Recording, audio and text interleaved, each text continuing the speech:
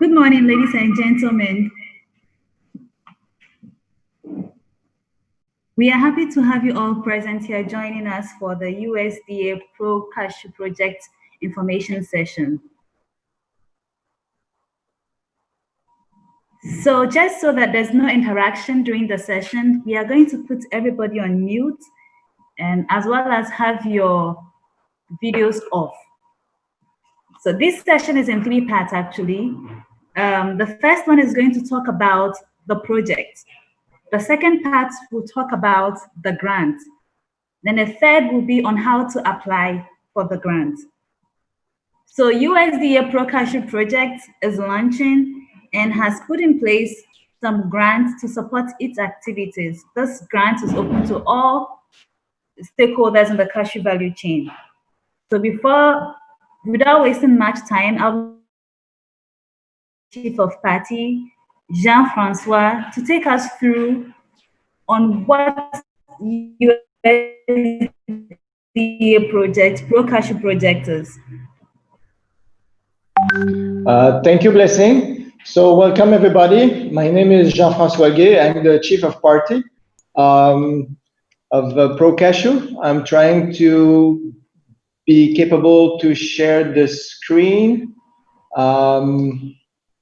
The user should get out of the share screen.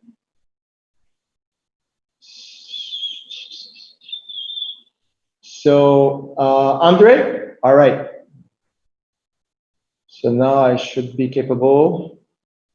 Share screen. Here we go. All right. And then disable invitation. Then it's going good. All right. Connecting farmers, organizations, and villages and groups to processing factories. And eventually, with the end result of increasing the trade with the world, but also principally with United States. So we're happy to present this project. There will be a presentation on the project, a presentation on the grant with eventually 4 types of grants that will be released time to time in the next year. And this specific grant that we are talking this morning. And then there will be another presentation on the process of the grant application. So we're on the 15th, and we said that by the end of the month, the 31st, we would like to receive all applications. So 2 weeks to do this application form. We think that we made it quite simple, but it's remained a process which is rigorous because we're bind with the US rules of the grant management. So without too much talking, I'm going to do this first presentation. Then the program director, Olivier Cabré, will do the second one. And then Femi, who is the Nigeria country director, will do the presentation on the process of the grant application. So let's start. CNFA. Who is CNFA? CNFA, it's an NGO that is Washington, D.C. based. We're specifically in agriculture. So we started more than 20 years ago, and it's specifically on agriculture. And this is what we think is helping us because we are clearly expert in this field and developing project for USAID and USDA across the world. So we implemented more than 600 million of donor-funded program to date. and we are in, well, we worked in 45 countries, and there's this slide. So the blue ones are the active project in the world. So we have a project in Nigeria that is called Ag Invest. It's a USA project, and there's also other project in the maize with other donor than USA. So we're quite active. We have a presence there, and we're happy to implement this project too. Yeah. So mainly we started and are very strong in all the input services. We developed the farm service center concept 20 years ago, and we implemented it in a couple of countries in Africa with successful private sector drive or creation of companies at the end of the project. So we're driven with market system, private sector engagement, and other concepts in agriculture. So let's talk now, after this introduction of who we are, on this specific project. So it's a USDA project, meaning that it's not USAID, it's the Department of Agriculture of the United States. And because it's a food for progress, food for progress project, and we're receiving our funding through monetization of rice in West Africa, and this is the way we will receive our money to implement the program. So we're receiving that, and it will start next year mostly. So right now we're starting small, but we'll be up and running fully in 2021 for the next 4 years. Pro Cashew, what does it mean? Pro Cashew, we're thinking of primary objective: the promotion of the West Africa value chain, the professionalization of the industry, and we would like to see a proactive participation of all value chain stakeholders. So what is this project? It's a 23 million project that will run until September 24, with the objective of increased productivity at the farm level, at the cooperatives level. Then we would like to help you to rehabilitate and renovate the orchards, develop a good, strong nursery systems, and input suppliers. We think that everything could be support and improve in Nigeria. So we're also planning to have a strengthening data collection and dissemination system. So this will work with the partners to develop a regional base. So we'll have committees across the countries, steering committees to have a broad inclusion of participants. And then there's the trade of cashew that we would like to improve. So expected impact: increase in the yield of the cashew orchards. We would like to see 100 millions of sales more, and then touching, about 28,000. Here we go. So metric ton of cashew sold, touching about 74,000 participants.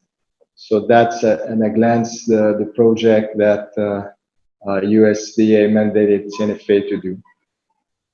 So in short, We would like to support access to market and improve the planting material and R&R, innovation and rehabilitation of the orchard. So we are increasing production, but we want everybody, farmers, to be connected to processing factories, a real market, and then the processing factories working with them to ensure that they have international buyers. And we will work with the government to support a better regional policy or allowing West African same voice to better compete in the world. So that's one of our mandate. So we're doing capacity building. We will have grant. So this is exactly what we're talking today. So we will work with the agro dealers or input suppliers. We want to develop strong seedlings in the country, and hopefully it will be possible in Nigeria to do so. So as mentioned before, there's a platform of data management system that we will call Cashew that we would like to do on a regional basis. Most of the countries in West Africa that are producing the cashews are having some kind of whoops, let me start my video of data management and so how can we take this national and data systems that sometimes is not on a web and put it on a platform that everybody or different level of participant will be able to access. So with that, we will improve and be capable to do better information campaign and capacity building, helping the policy across the West Africa. Oops. All right, now it's working. All right, so we will work with different stakeholders. We have two implementing partners with us. We have Development Gateway, which will be focused on the data system, the Cashew. And then we have Tree Global that is known in Ghana and is a nursery company that is producing planting materials for the cocoa sector and also for other sectors like the cashew. And they have developed PPP with some governments in Africa and the Balkan countries to really industrialize this sector, which is a need to have better planting material varieties with a better rate of survival, things like that.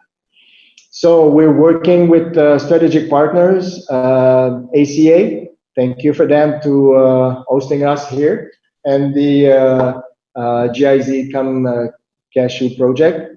And then we have RPX that is taking care of our monetization part of the project. And of course, in each country, we will meet the Ministry of Agriculture and develop partnership with them, also with their research centers, and also with all national farmers or exporters or processing associations. So covering a little bit large. So in Nigeria, it means the National Cashew Association of Nigeria.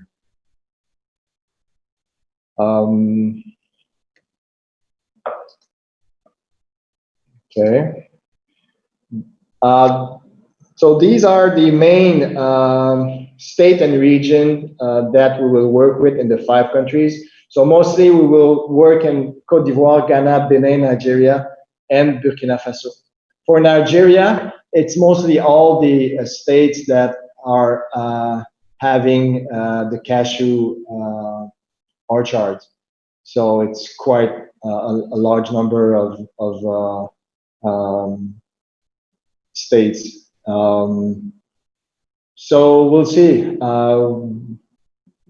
how we're going to be capable to work in such immense region.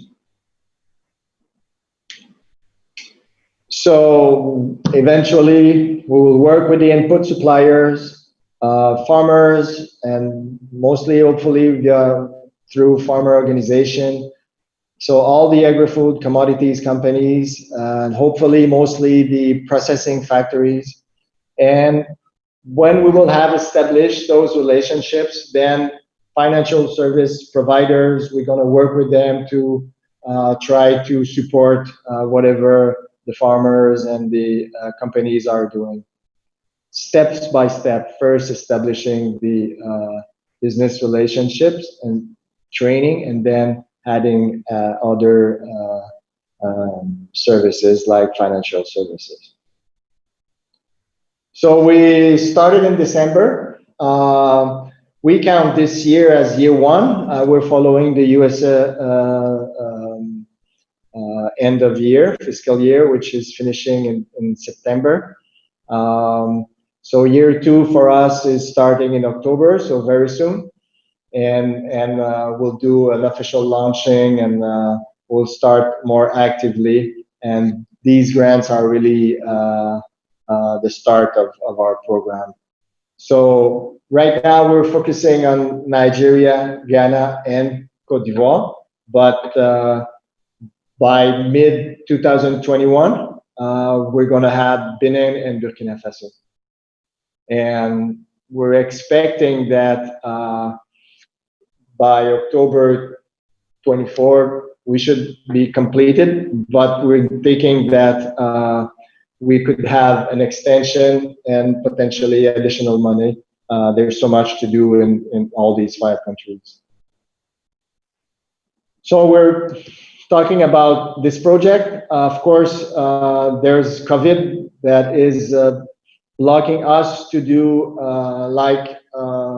official meeting in each country right now.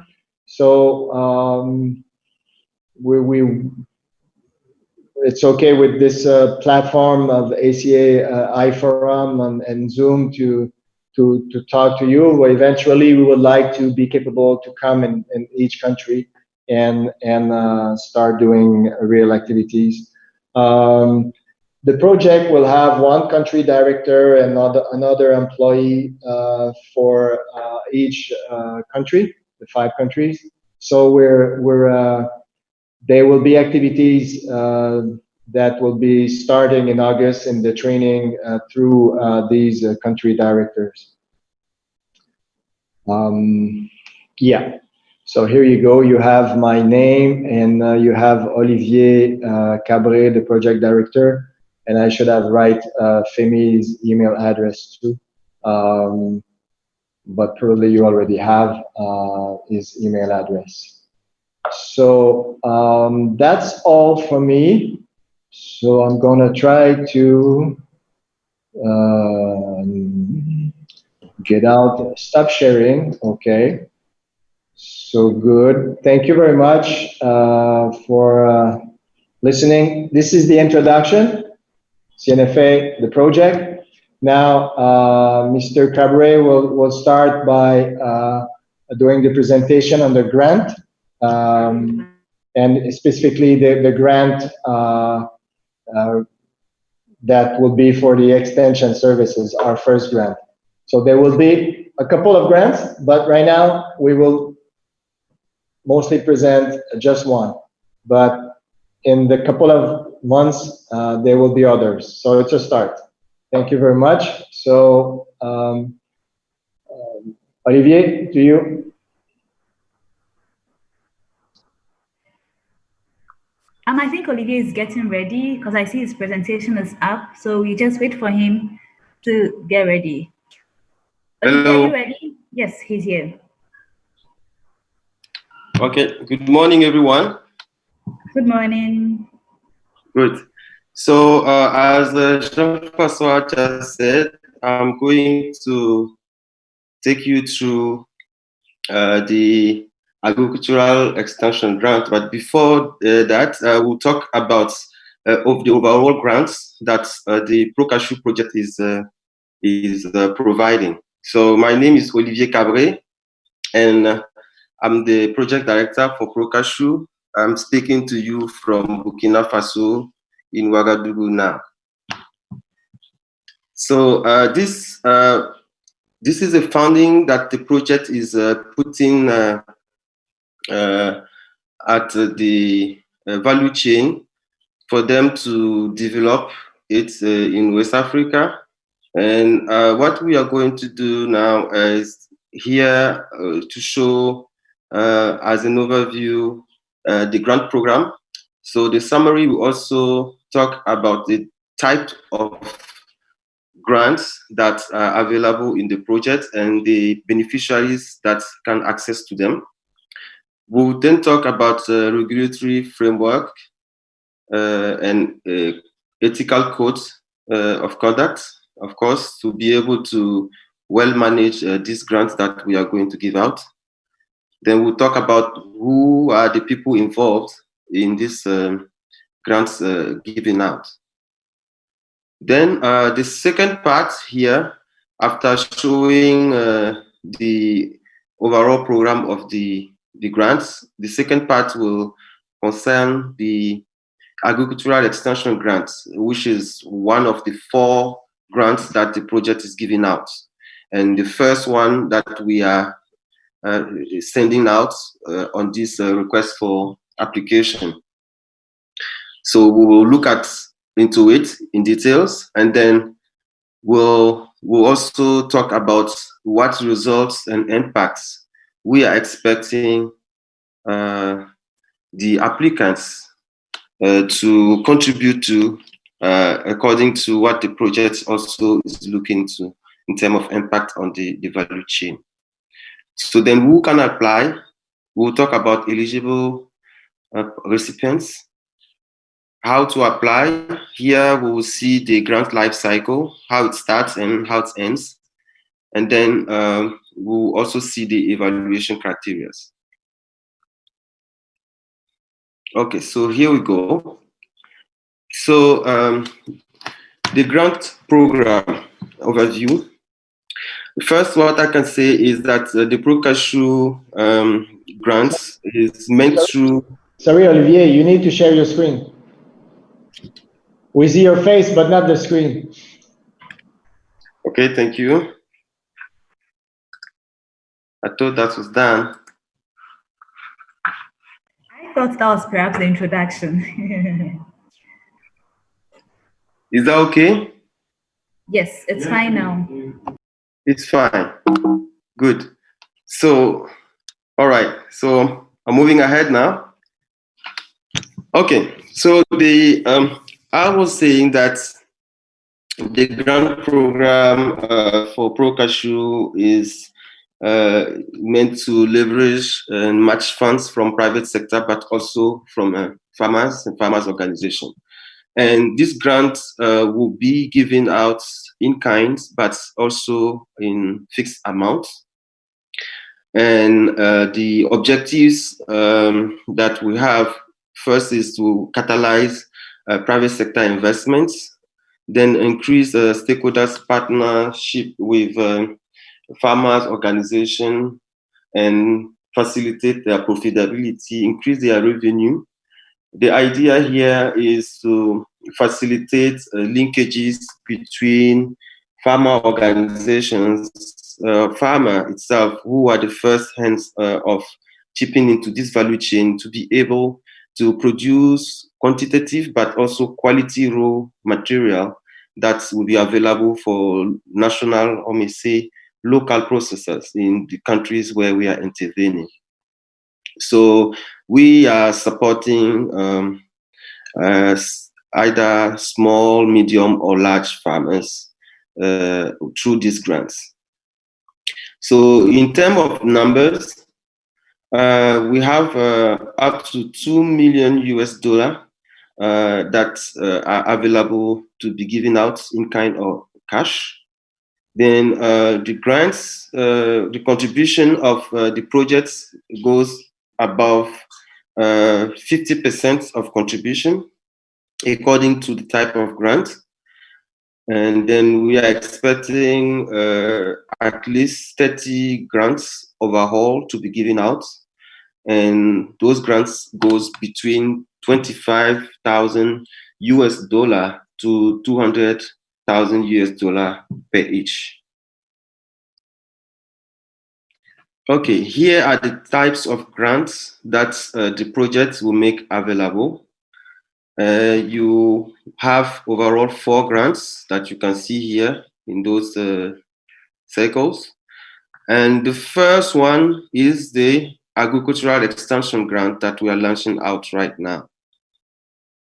So that grant goes up to 200,000 US dollar matching that the project can give out, matching 1-on-1. That means the grantee will bring at least one part, 50% of what the project is submitting. So the request should be done in that way.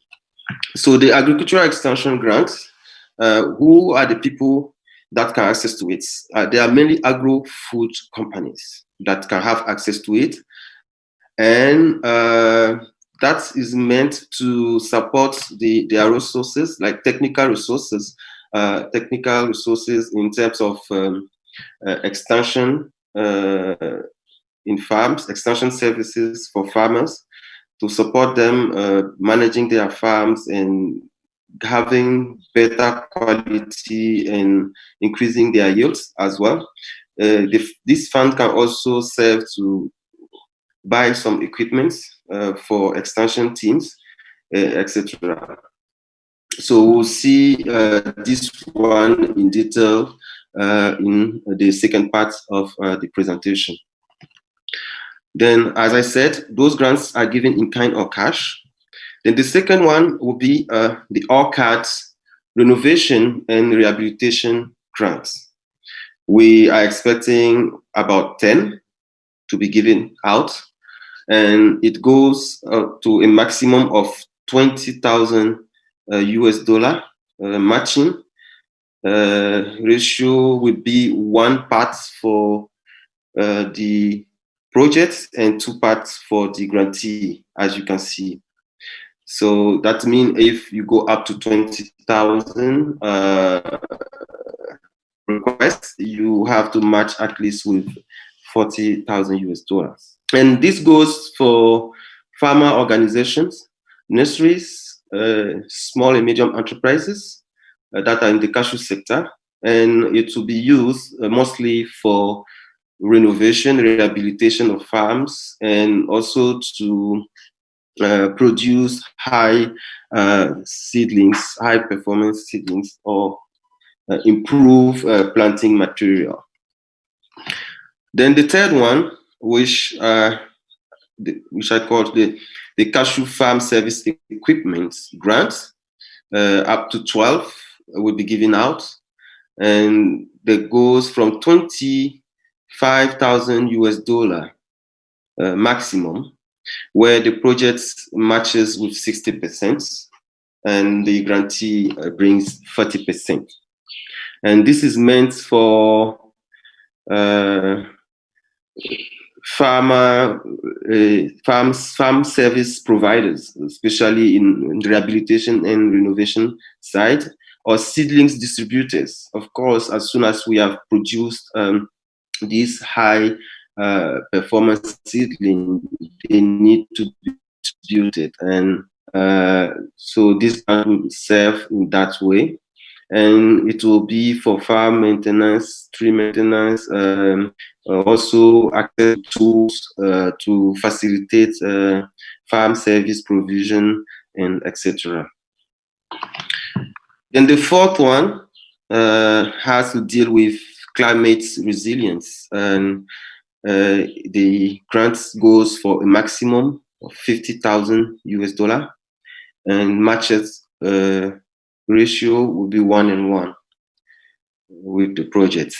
It goes to farmers I mean, we were talking about maybe a small farmer will not be able to access to it given the amount that is requested, but farmer organization maybe could, or large farmer could also access to it, small and medium enterprises and agro-food processing factory as well, and companies. And this is meant to access to tools and equipment, and also support traceability systems. As we all know, this is one of the issue that the industry is facing now, and doing it from Africa must be also easier, much more easier, or also good and is advised. So it will also be used for renovation of warehouses or drying areas, and etc. So those that will be innovative into climate change resilience will be also taken in account in these grants. So these are the 4 grants that we are putting on the table, but we are starting, as I said, with the agricultural extension grant for this first time. All right, so then all these grants are guided and regulated by different types of codes. So we have the Code of Federal Regulation, then we have the Foreign Agricultural Service Project Codes Regulation, and also the CNFA Code of Ethics of Conduct. These are all collections of rules, regulations, and that's are either available if you make some research on the internet, or from the project. We can also make them available to you as soon as you request for them, and it gives you idea on how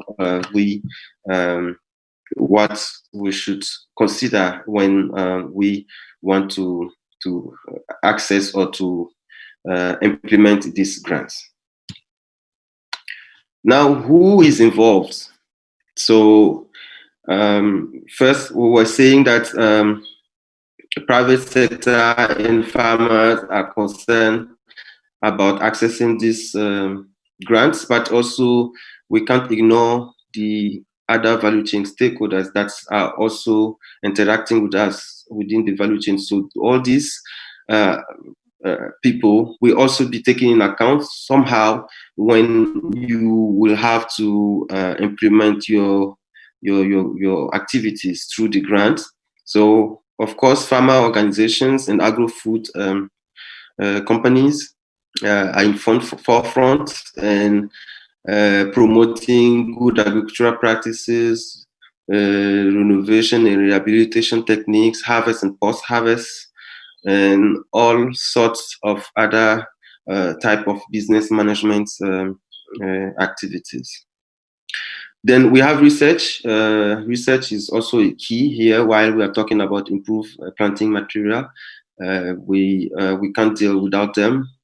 And they also mostly comes from public sector. We have some of private sector, as we mentioned earlier, Tree Global, which is one of our partners. And governments, yes, they're also involved in this work, and as well as other USDA projects like Benin Cashew in Benin, or USDA Lift Cashew.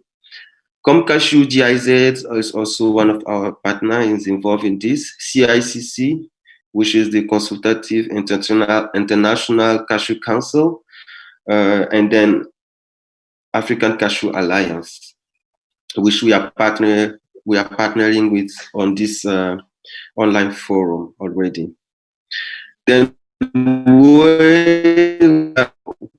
utilize public and private sector funds. I think these have been said previously, and this will be to address issues in terms of data availability. This is something that we have always requested to support, and we can see that is missing in the value chain, and is meant to support public sector to take better decisions, for instance, that are aligned with regional policies to be able to facilitate trade in the region, within the region, but also in country trade facilitation. All right, so we have done with the overall presentation of the grants, or the grants that are available from the project. So here now, we are taking the second part, which is the agricultural extension grants. Okay, so is meant specifically, as said before, to reinforce the capacity of human resources in farm extension services from the processing companies, for instance, who would like to access to it, so that they could technically reinforce their extension services, or their agents that are going on the field to collect raw cashew nut to make provision to the factory, so that they can be also scaled with technical farm management. They can train the farmers where they are going to source the raw cashew nut from. And then it's also a way to strengthen the linkage between the farmers and the agro-food processing factories for them to increase the quantities and also the quality of nuts that they are sourcing from farmers.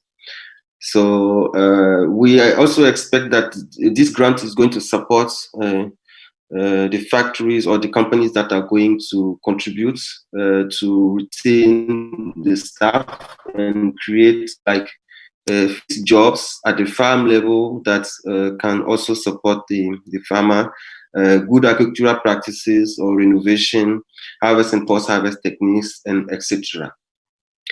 The project will give out up to $200,000 US as grants, or as a ceiling amount that will be matched with at least 50%, 50-50 with the grantee. And for this, we are expecting a minimum of 8 grants in agricultural extension to be given out. The total amount for this extension grants is about $1.5 million US. And the first countries, as we said, are Cote d'Ivoire, Ghana, and Nigeria for this first batch that we are sending out. Okay, so giving out these grants, we are also expecting that they should have some impacts on the ground. And the results or impact indicators that that the project is looking at are here. I think there are about 11. And for each grantee who is submitting an application, we also have to look at how he's going to address some of these impacts that we are expecting. So we will start with first one, which will be like improving access to finance. So then by submitting your application, you need to see how best your application is supporting access to finance, maybe by farmers or even by the processing factories. We're also looking at reducing transaction costs when we were talking about linkages, so between farmers and processing factories. I will all know the issues we have in that regard. Not that we want to remove middlemen, but make this more efficient for us to facilitate access for a good price for the factories, but also good revenue for farmers. We're also looking at increasing yield. That could be per tree and obviously per hectare, depending on how the grantee would like to to evaluate his activity. We are talking about also improving outturn, the quality of the raw cashew nut. And there's also another impact that we want to see, which would be direct linkages of farmers with processors to do direct raw cashew nut sourcing. And that should be important for us to see how best this can facilitate access to raw cashew nuts and also qualitative cashew nuts. Then, in terms of good agricultural practices, we also want to count the number of adoption of these innovative practices by farmers. And this can be considered by grantees when submitting. Traceability system from farm to factory is also an impact we want to see in these grants. Then we have data collection, as we said, missing in the value chain to be able to better assess it and understand it so that business will be much more easier to handle. And also we want to see jobs increasing, especially at the factory side. When we were talking about extension services, this is up to now something which is not really fine-tuned in the value chain, and we want to see it flourishing and having people who can make it as a job, because the demand is there, even if the farmers are not well using it for the time being. But we think that also if they are able to improve the quantity of the nuts and the quality, they can make more money and also be able to pay for these services at the farm level. So here is overall what we have proposing as a result and impact we want to see. But the grantee may also want to add some custom indicators of results, and you are free to add it as far as it somehow shows also how you perform into your factory or your farm or your company. Now, who are the people eligible for these grants, for this particular one? Then there are companies, especially, agro-food processing companies. They need first to be registered in the countries where this grant is available: Cote d'Ivoire, Ghana, Nigeria. And when we are talking about agro-food processing factories, here they at least need to have 2,500 metric ton in capacity in terms of real processing, and they should be able to expand up to 5,000 metric ton minimum of capacity in the coming years. And they also, of course, because the cashew kernel, or even the cashew market, is also international. By processing this food, you need to comply with food safety standards, at least HACCP, BRC, or EU ISO 22000. This is the requirements that the factory should have.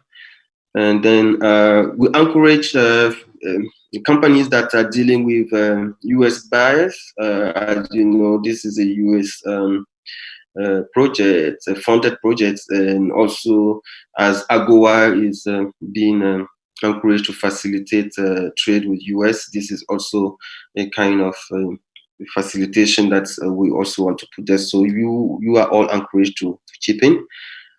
Then you need to be located in the targeted zone, and your mission should also clearly state that yes, you want to support farmers, you want to help them to have a better organization type or manage their farms. Farmers should be somehow in the center of this of your activities dealing or accessing to these grants. So here we try to summarize some activities that, yes, we are keen to fund. You may have more into the grant manual, where we have more information. And but here that I want to share with you, we may be keen to fund costs for training of trainers. That's going to extension services, activities that goes with harvest and post-harvest. Here we put December and November to December, depending on the countries. And business facilitation or business to business, B2B trade. Most of the time they are in the region between June and July. And climate change resilience, as we said before, which is coming up in the second year. Certification, also processing standards, regulations, good agricultural practices, that still goes to farmers. And we will also be able to fund travels and also other costs for technical staff intervening into this grant implementation, and cost for research or dissemination of information. As we said, this information issue is also a big deal for the value chain, and the project is also keen to fund this kind of activities. But you may find more information in the manual. Now that we have seen all this, so what is the life cycle of a particular grant? Here I would like us to start looking at this first point. We are already starting with this solicitation. So the first point will be solicitation and application, that we have already started now. Then the second step in this grant life cycle is the evaluation and the selection of the applicants' projects that will be submitted, and they will be doing that following the ethical code of conduct that we talk about, and then we'll be assessing it based on different type of evaluation criteria that we are going to see in our next slides. Then the third step will be awarding the grant, and that will take the negotiation part of the memorandum. I mean, all kind of discussion around the grant that will be given out, and then talking about the signature and etc. Then the fourth step will be the grant implementation itself. But let's say that before starting implementation of the grant, we will have also to conduct some sort of due diligence activities on the field to know more our grantees and try and fine-tune our understanding of this collaboration, and to see how this is going to start up. Then the fifth one will be, after all this, either we need to do some modifications or sign. If we are not aligned completely, we have a partner. After doing all these assessments, we may have to suspend or terminate it. If not, otherwise, after modification or after implementation, we'll have the closeout part of the grant. That also goes with a different kind of activities that you may get more details into the manual, the grant manual.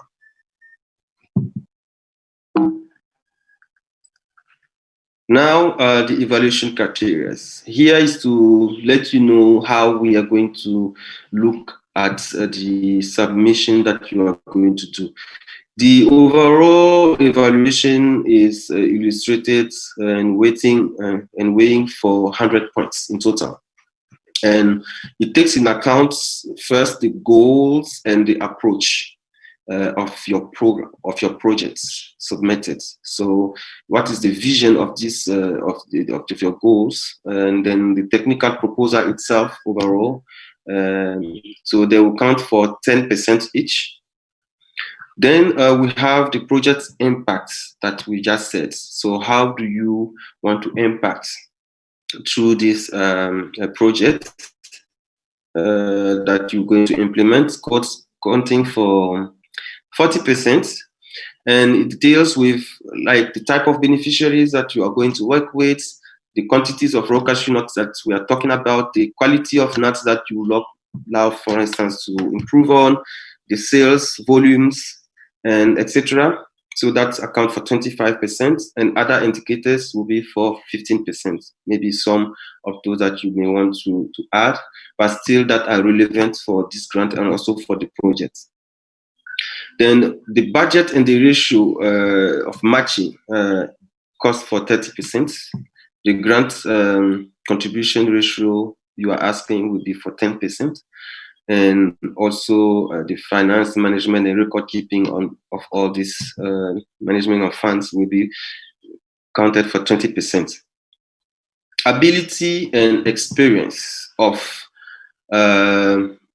the grantee or their partners to deal with this grant implemented will cost for 10%, professional background 5%, and ability for similar activities implemented will also count for 5%.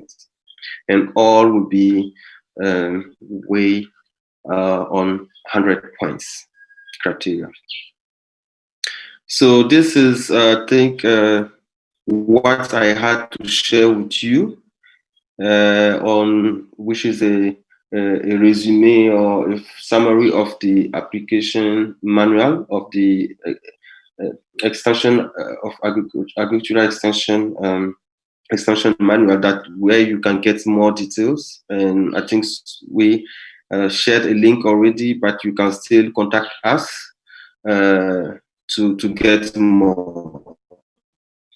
So after this session, we are expecting to have, yes, another session for the last country, which is Cote d'Ivoire, but we, as a follow-up for question and answers on July 21st, 23rd, and 24th, we are planning for question and answer sessions for those who want to know more or to get more in-depth insight of this grant, of the extension grant. And you are free to get in touch or this meeting and also participate to ask your questions to get more support to be able to develop your application. Then in terms of information that we may answer to, so you up to now you can still send us email on this email address, grants@cnfaprocashew.org. You can send us written emails to ask your question or to get more information. And as we said earlier, 31st July is at 5 p.m. Universal time. You will have to submit your application. So this is what I had to share with you. And we have the next presentation that is going to follow up before question and answers. So apart from these emails that you can see here, we may for the chief of party and myself, we will also make available on the email of the country representative if you want to contact him directly, or you just send all your emails to this grants email so that we can easily contact you and make sure you have all information you need. Okay, thank you very much. This is what I had to share with you. Hello, Blessing? Yes, I'm here, Olivier. Thank you very much for the presentation. So now that we know what USDA Pro Cashew project is about, we know what this grant is about and who is eligible and how to apply for it. For the next session, we are going to look at how to apply for it. How does the form look like? How do we need to fill the form? And taking us through this process is the Nigerian rep, Femi, who is getting ready to walk us through on how to apply. Femi, whenever you are ready. Hello, Femi, I can see your screen.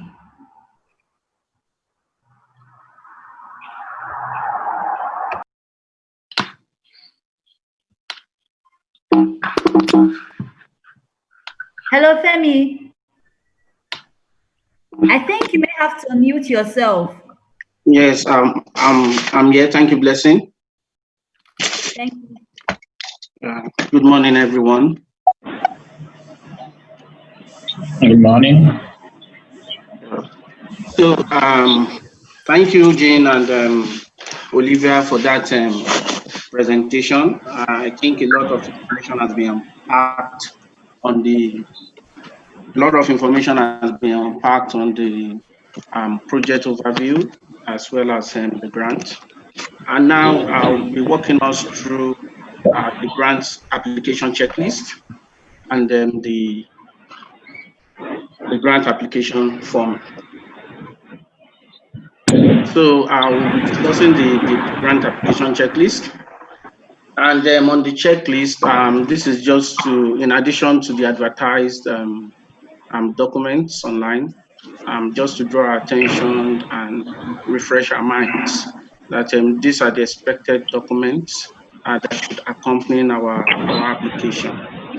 I would like to have the cover letter, a well-filled grant application form, the budget also, very important that there's clarity, and as well the performance indicator tables.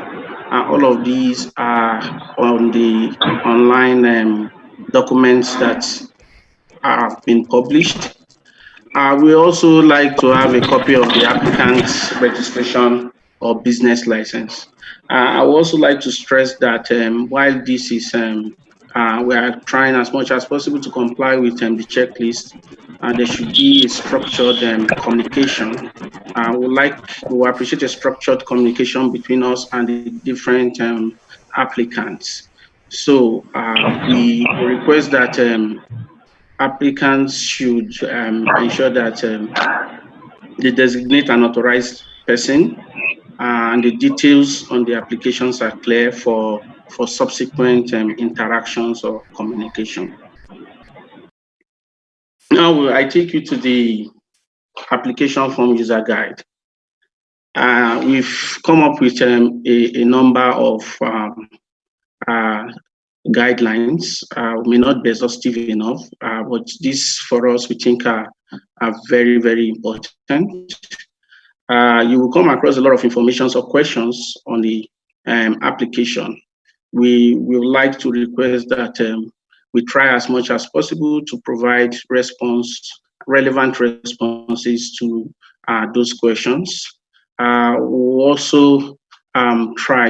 should also try as much as possible to give high-level feedback while answering those questions. We should avoid verbose or very lengthy write-ups, so that at a glance we're able to pick, the message, or we're able to understand your application.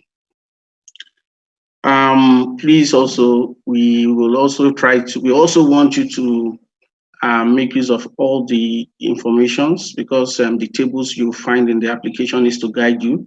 So we want you to make use of all the tables in providing us, the required feedback. Now, while you frame your response to the application, we expect that the general project details are clear, very concise, and while ensuring that you have a project title, project area, We're also interested in understand, the project durations, and also come up with a clear, budget for all the activities you are making a case for, to access this grant.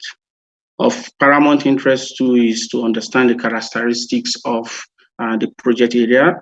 If you are in an existing geography and you're trying to expand to a new one, how you work, are the farmers organized, are they in groups or just mainly in groups and associations of farmers, or they are registered?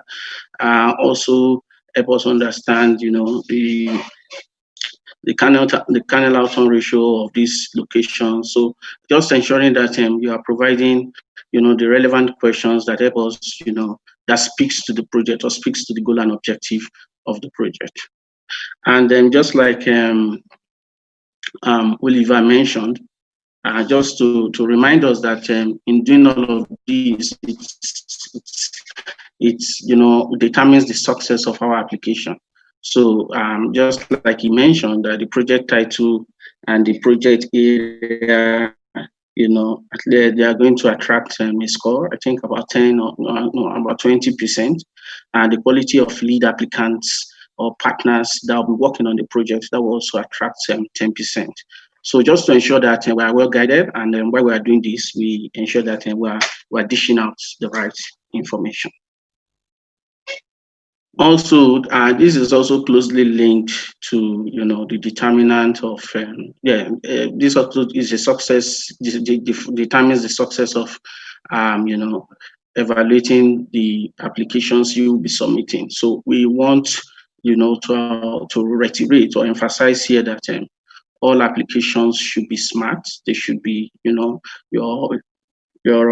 application should be specific to the issues you want to you are seeking the grant for. At the end of the day, those issues also should be measurable. They should be realistic, and they should be very time bound. We should try as much as possible to avoid ambiguous or vague expressions. Just to give some examples, or to build on some give examples. We should ensure that whatever you're putting forward, or whatever you're pitching, speaks to numbers, speaks to your sustainability plan, and speaks to your achievement. So ensure that the numbers are well aligned, with your thoughts. I think that is very, very important. And just to further state that, if an application is not smart, it becomes difficult to determine the success of such an application. We can't measure success, we can't measure performance, and then again we can't actually deduce your sustainability plans. So it is very key that we bear this at the back of our mind as we draw up our applications. At the end of the day, the project proposer, we would like to see a project proposer that articulates, a well thought through approach, that defines the activities clearly.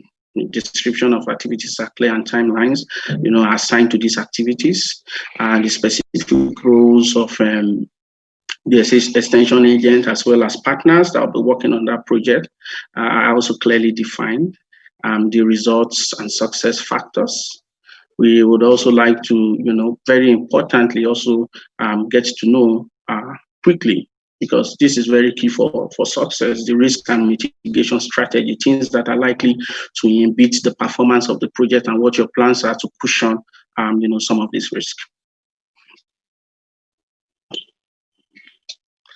This is also closely linked to, some of the information that has been shared previously by other speakers.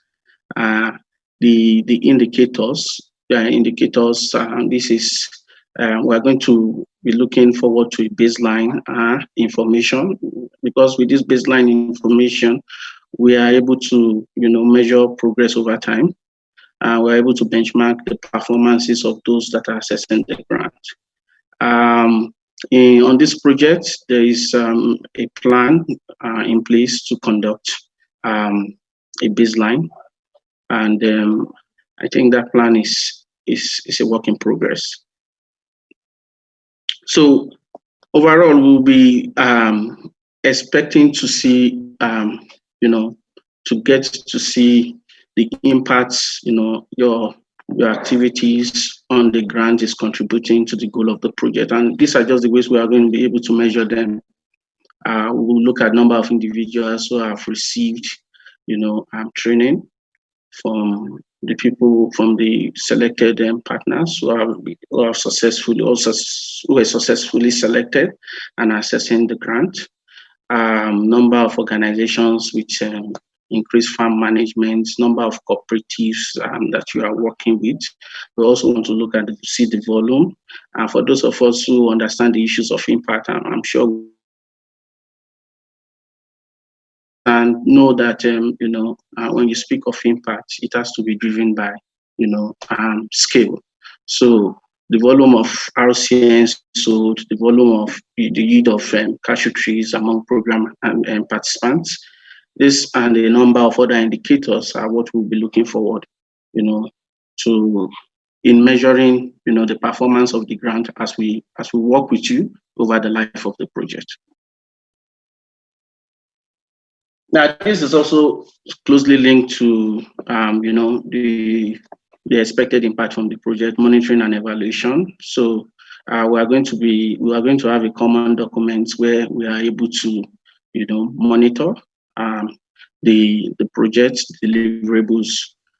Also, this monitoring and evaluation learning component, we help us be on the same page or on the same understanding with all partners, so that we are totally aligned in thoughts and our actions towards achieving the project goals. So there's going to be a framework, that will definitely be shared across board, that provides a description on how progress is going to be measured, definitions of key technical words, also clearly indicating additional monitoring and evaluation activities that will be done independently or that will be done jointly, with the project, and also clearly articulating the process flow on how, we'll be sharing, learnings, or sharing learnings, on the project.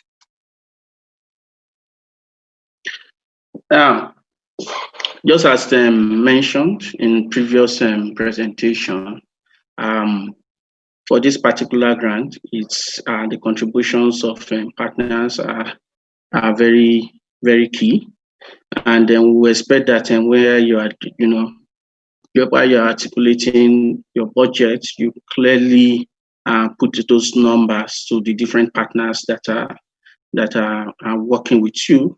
And if it's a sole application and you're not working with any partner, we would like to clearly see, how your 50% contribution evolves. So just to state that, it is clear, it is very, very important for us to ensure that any partner who wants to access the grant is coming with their own 50%, an activity budget that reflects their 50% contribution. Without which, you will not be able to, access the grant.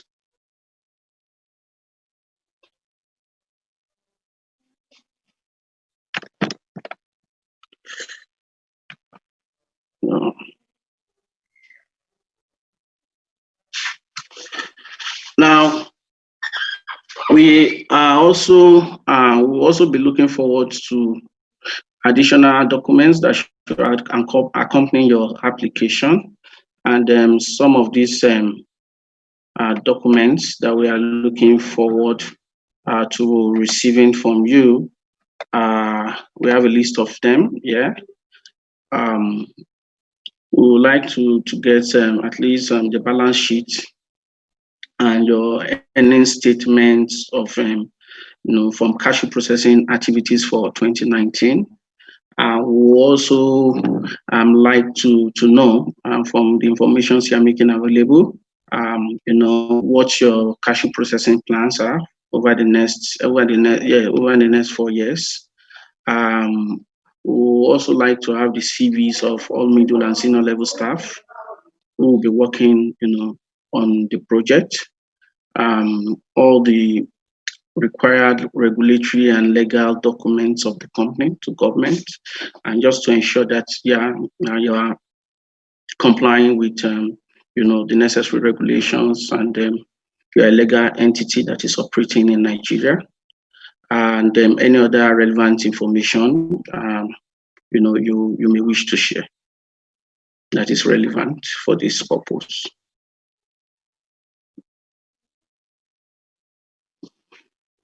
So just like in previous discussions before now,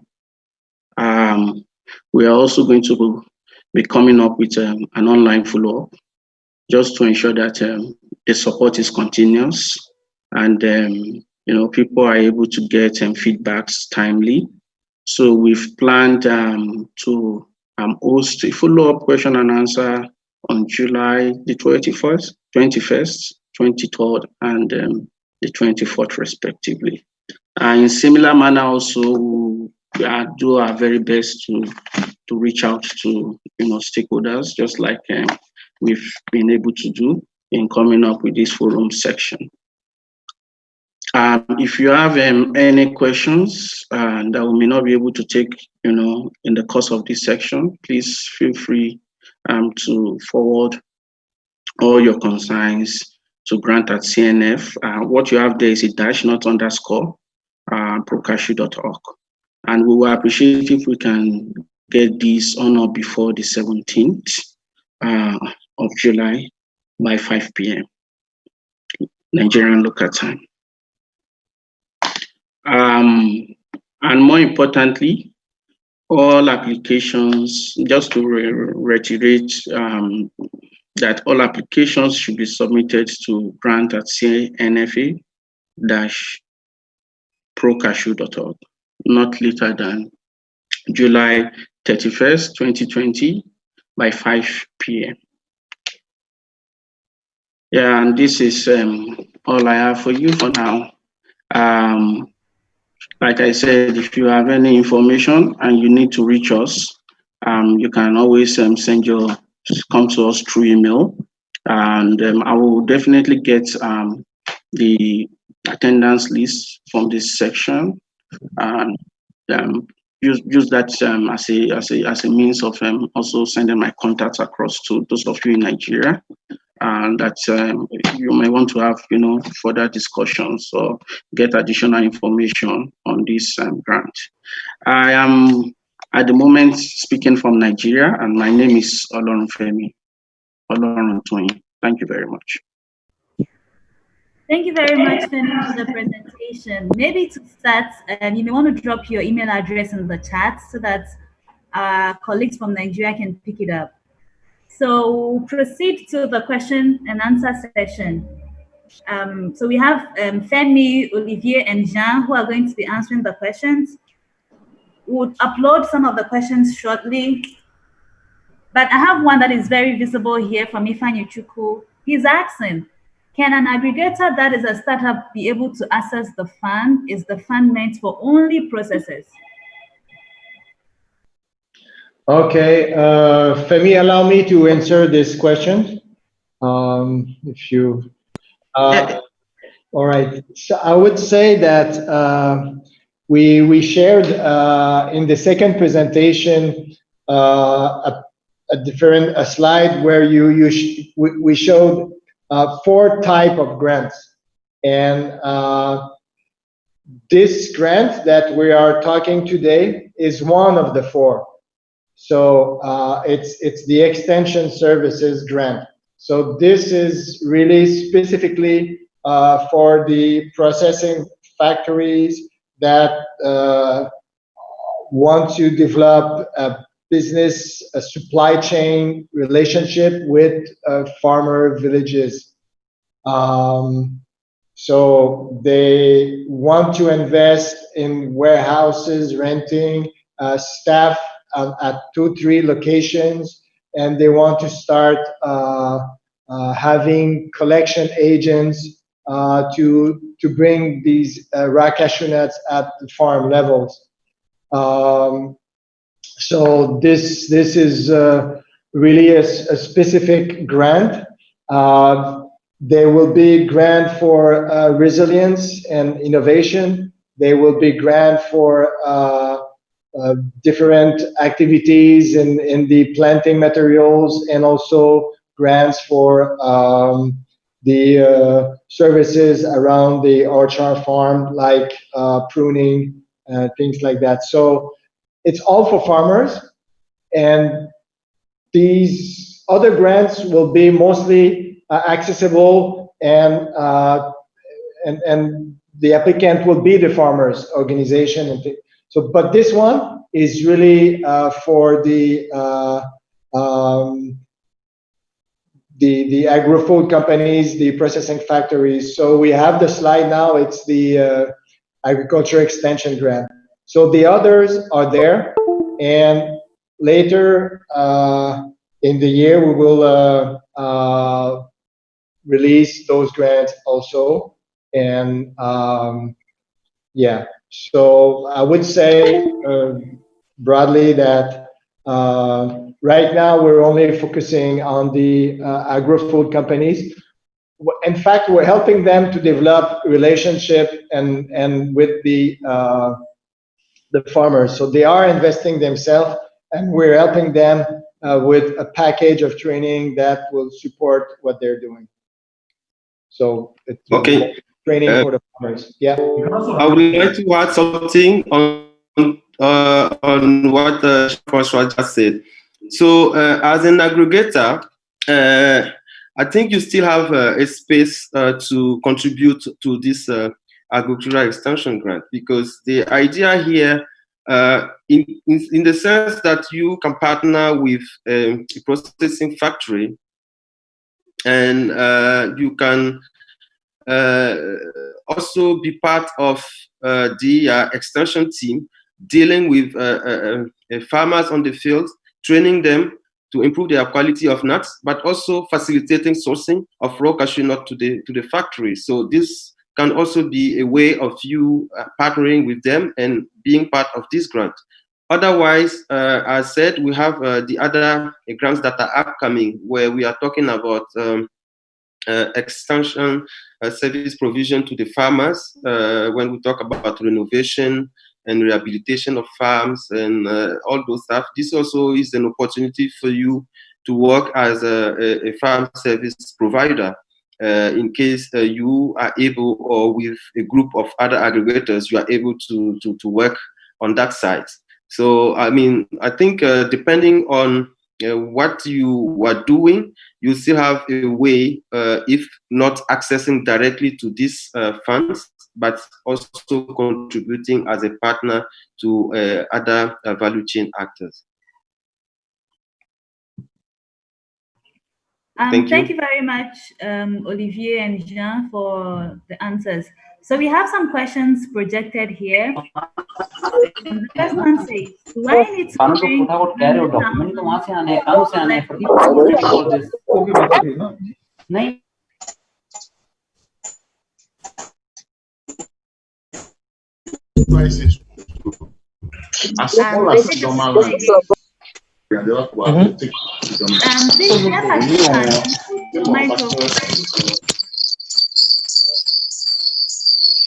There's a lot of noise.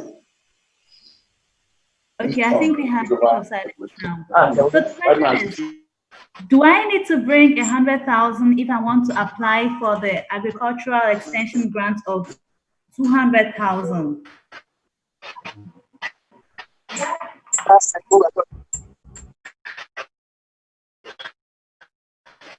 That is, how does the matching work? How does it work? If somebody wants to clarify on it. Yeah, I will answer that. It's a matching of 1-to-1. So if you bring $100,000, then we're bringing $100,000. If you bring $200,000, we can match up to $200,000. So that's a maximum, the 200,000. So if you bring 100,000, we will match 100,000. So remember that it's for 3 years. So we're thinking of a program that will be there for 3 years. So the costs that are envisioned are costs that will be for the next 3 years. Okay, Jean, please. This is like a follow-up question to the answer you just gave. Does it mean that their contribution have to be in cash, or they have to demonstrate that their contribution can amount to half of what they are being offered? I think that's the clarity they want. Are they bringing the 100,000 in cash, or they have to show that they can bring up 100,000 over the period of 3 years? Yeah, it's not bringing 100,000 in a bank account at the beginning of the proposal. It's really to show that there's a supply chain program that is deployed, and cost will be warehouses, renting, will be small equipment, will be staff, the warehouse manager, the stock manager, and some collection agents. So all these human resources salaries would be there for the next 3 years. So mostly this is what this grant will be matching. So it's not necessarily it will be cash from the processing factory to develop their supply chain. Do I answer the question? Yes, I think it's clear now. So they don't have to bring the 100,000 cash, no. But then to show that they can contribute such amount towards the period. So the next question, which is also in line with the first one, is will the grants be in cash or kind? Olivier, I think you mentioned something like this. Do you want to answer this question? Olivier? Yes. Yes, I think during your presentation you mentioned something on the nature of the grant. So somebody's asking, should it be cash or kind? Is it going to be cash or kind? What are they getting? Yes, that will depend. That will depend in the nature of acquisition that is going to be done. Let's say that, for example, if we are contributing with technical support, that could be in kind. So directly by hiring a technical guy to come and support them, either to reinforce, to train, to do training of trainers for their staff, or etc. That could be in kind. In kind could be also like getting some equipment. Let's say that if those equipment are not available on the field or the ground there from Nigeria, cannot be accessible there, all those stuff, we can also provide those equipment to them based on assessments that we will be doing together to make sure that the equipment is well fit for the work that is going to be done, etc. And then it could be in cash to any company who is showing capacity. As we said, one of the criteria that we mentioned to access to it is how the experience of the company having doing this kind of work before, but also keeping records in finance and all those stuff, how best they are in managing funds that we can make available to them, and how best they can also follow the codes of ethics, the regulations, all those stuff. So for those companies, most of the time, they are big companies that have all these necessary staff or necessary, I can say, system that can deal and can really manage those funds. So in this way, the money can be given in cash for them to use it. So, I mean, let's say that it will depend of the profile of the company, but also what is involved in terms of support that we have to give out. Okay, thank you very much. So we know the grants can either be in cash or kind. They are both available. So the third question is this grant limited to cashew processors only? Does it include cashew farmers? I think, Olivier, this is your question because you mentioned those who are eligible to access the grant. So I think this is your question. Okay, thank you, Blessing. So what I could say from that is this first agricultural extension grant is addressed to processors. Why? Because we are also promoting processing at national level, let's say local processing. But the second, I might say, stakeholder, which is very important in this first grant, as we said, in the profiles, the company that is submitting his grant has to answer to certain requirements. But one specific key requirement that we also said is that this processing factory should have farmers as in the center of their activities in terms of their work that they are doing on the field. So then farmer is also a key here to be part of this agricultural extension grants. So now we need both. We need both to be able to be part of this grant, because the processor alone, without the farmer, let's say, being part of this system, will be difficult to access to the grant, because we also want to facilitate this linkage between the farmer and the processor. And we want to see this collaboration. Now, a farmer group, for instance, who is capable of supplying raw cashew nut to any factory. I mean, in all these regions, we have factories that are there that are able to be part of the program. So they could constitute a kind of consortium. So you're partnering together to say, okay, X factory is eligible, Z or Y organization, farm organization is also capable to mobilize the raw cashew. Okay, let's see how best we can work together and keep in this grant, and then we can submit together a proposal to access to this grant. Or if you even need a third partner who is going to be part to support you into that, because either the factory do not have staff that is experienced enough to support the farmer organization, they can have, for instance, an NGO or another third party. It could be even a public sector one, if I may say. I've seen someone talking about a private sector company, I mean, owned or guided by a state government. So if they can support with technical support, for instance, they can also be partner into this and then work together. So I may say that yes and no. I mean, the farmer only cannot access to this particular one, but to the other ones that we talk about. And for this particular one, I mean, farmer but also the processor is in the center of accessing of the eligibility for this grant. I don't know if Jean-François want to add something.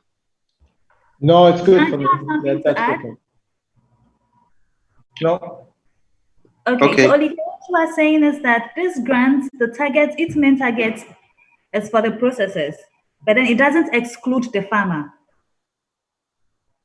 Yes, it doesn't exclude the farmer. I think the farmer is one of the key also for the processor to access to these grants, because we want to see that this collaboration going on. In fact, we're using the cashew processors to go and reach the farmers' communities. So it's with them that we will go and train the farmers and support the farmers to increase productivity, to get better quality of raw cashew nuts for the processors. So it's a broad exercise that includes both parties. Okay, thank you very much, Jean, for the addition. The next question is, which of the grants covers pre-operational expenses like business land, organization of farmers into cooperatives or groups, testing, nursery development, and technical development.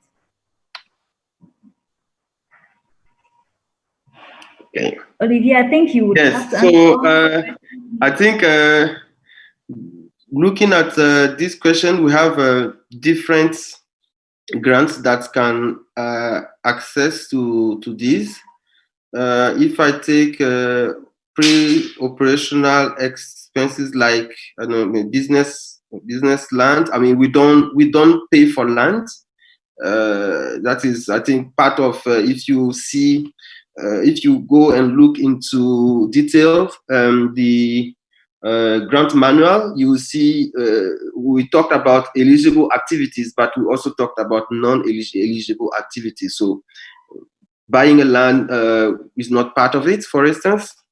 So organizing farmers, I mean, training them and all those stuff is part of this particular one, for instance, but also in other ones where we have a farm extension service provision, and where we also have, let's say, climate resilience grants.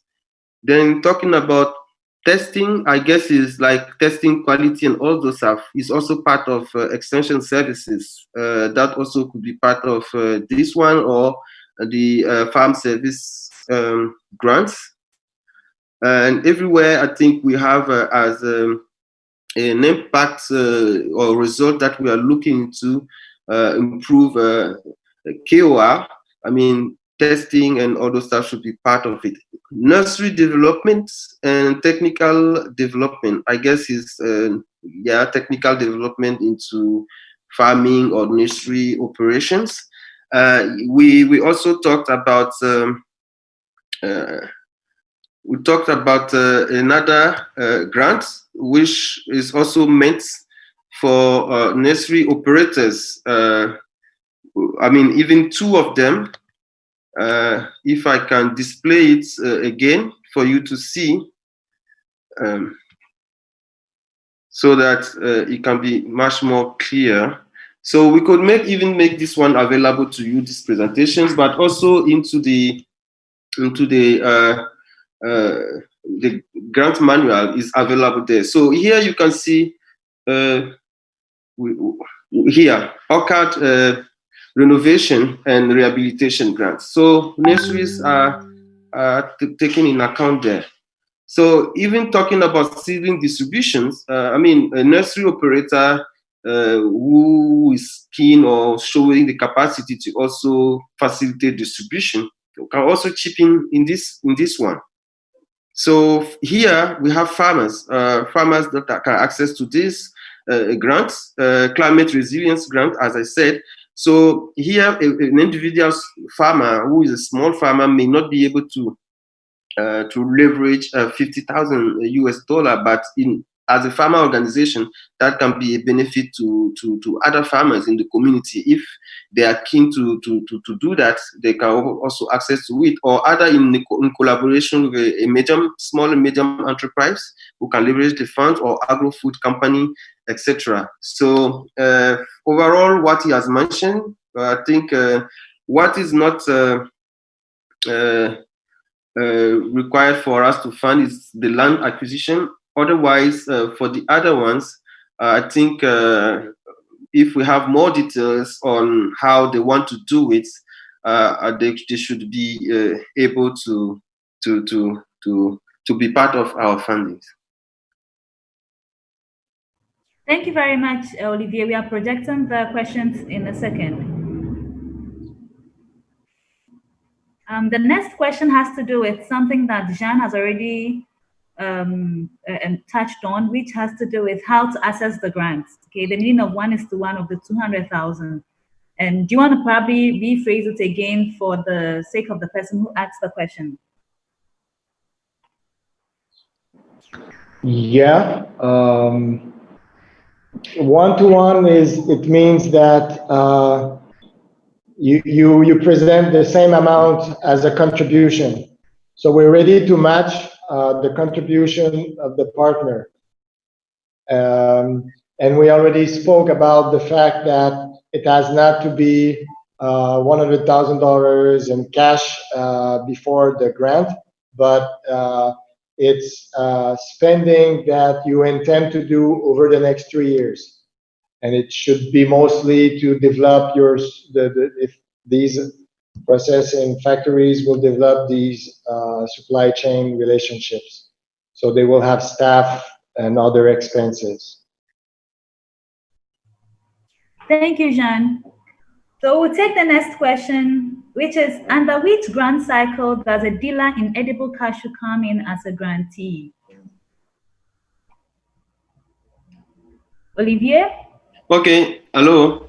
All Yes. right, so I think this particular question, I think I've answered partly when I showed I showed the different type of grants. So we still have grants there where we have, for instance, service provision to farmers organization, which in my opinion is for them to be able to increase the quantity of their nut, but also the quality. So who can have interest for this raw cashew nuts? Of course, the farmer will not get into investing either his money or his time. For instance, if he's not even trained and he doesn't even know how to do the technical management on this farm to do it. So the interest here is also for the dealers who want to get enough cashew nuts, but also in quality, either to sell it to agro-food factories at the national level, mostly, I guess. That would be, for instance, encouraged from us. So those guys, agro dealers for edible cashew nut, would partner with farmer organizations to make sure that, okay, I want to get more quality nuts and more quantity from this so and so farmer organizations. So I'm able, from the cash that I'm doing by selling my raw cashew nuts or etc., I want to invest a part of money to support this farmer organization. And I want to get a match with, for instance, the Pro Cashew funds, and facilitate this collaboration and support those farmers so that, yeah, in that case, I guess you can have access to it depending on how you, what goals, what vision is behind your proposal, and also how the other conditions to access to it are. If we see that is aligned with the project vision, I guess there is a way for you to get access to it. Thank you, Olivier. The seventh question is, can a state-controlled private entity also apply for the grant? Okay, so maybe I will answer briefly, because I think I had a question like this before. I think when we had Ghana one in the email. I mean, we need to know more about what entails with the state-controlled private entity. Is it a factory, or what is the entity doing exactly, and how can it be eligible? So I think because we don't fund, for instance, governments or public sector agencies. So now that is a private sector entity controlled by states, I guess we need to look into in details.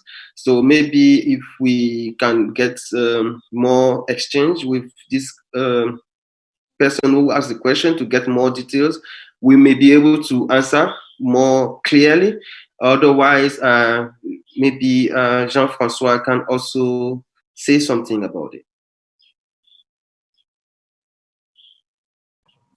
Jean-Francois, please, do you have anything to add? Yeah, well, Olivier, I think you said everything. The fact that it's a state-controlled private entity, It's not a major constraint. It's more, do we have our criteria that are involved and respected? So it's, we have the grant RFA. I think everybody should go at the CNFA webpage and download the RFA and the application form. And you have a full page of criteria that are there for the applicant. And it could possibly fit a controlled private state entity.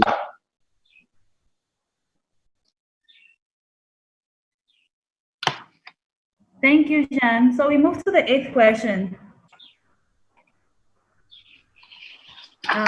It says, can a stakeholder apply through an agent, or must it be done directly? For instance, can a processor apply as an individual, or he or she has to apply through an agent?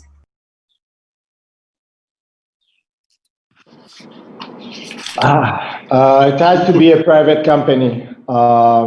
It has to be a registered private company with a processing factory or with a real case of building a factory, but with large quantities of processing raw cashew nut.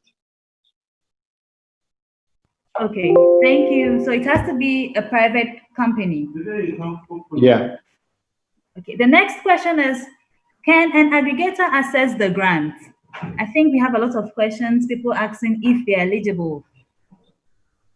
Yeah, so Olivier presented a page on the criteria. I think everybody should go and read the RFA.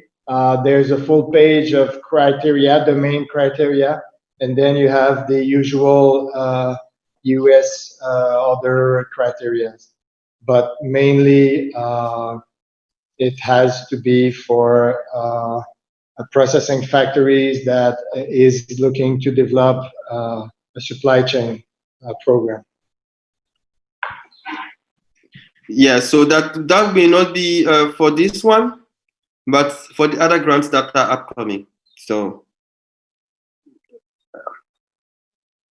Okay, the next question is the grant accessible to new stakeholders in the cashew industry? Again, on eligibility. Okay, so maybe new is a bit tricky because we need more details. For instance, someone asked, okay, we are about to set up our factory in the next upcoming season, and we'll be ready to run. So do we have access to it? I think this is much more clear for me to say, okay, yes, in case you are up and running, we can already start looking at way of collaborating. And so, and when I was also talking about the grant Lifecycle, I said we do that based on call for application, but also based on, at this point when a company think that is eligible, and then we still have a window to to fund a processing factory which is eligible.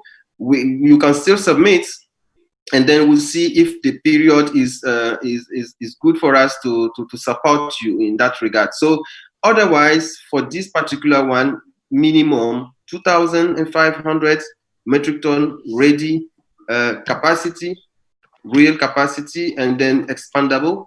So I think that is what we could do. Now for a new one who is in other value chain stakeholder, maybe we still can look into the other grants and see that those that are upcoming. I think being new by that time, he should be able to make his ends out of it, and then yeah, let's see how we can support.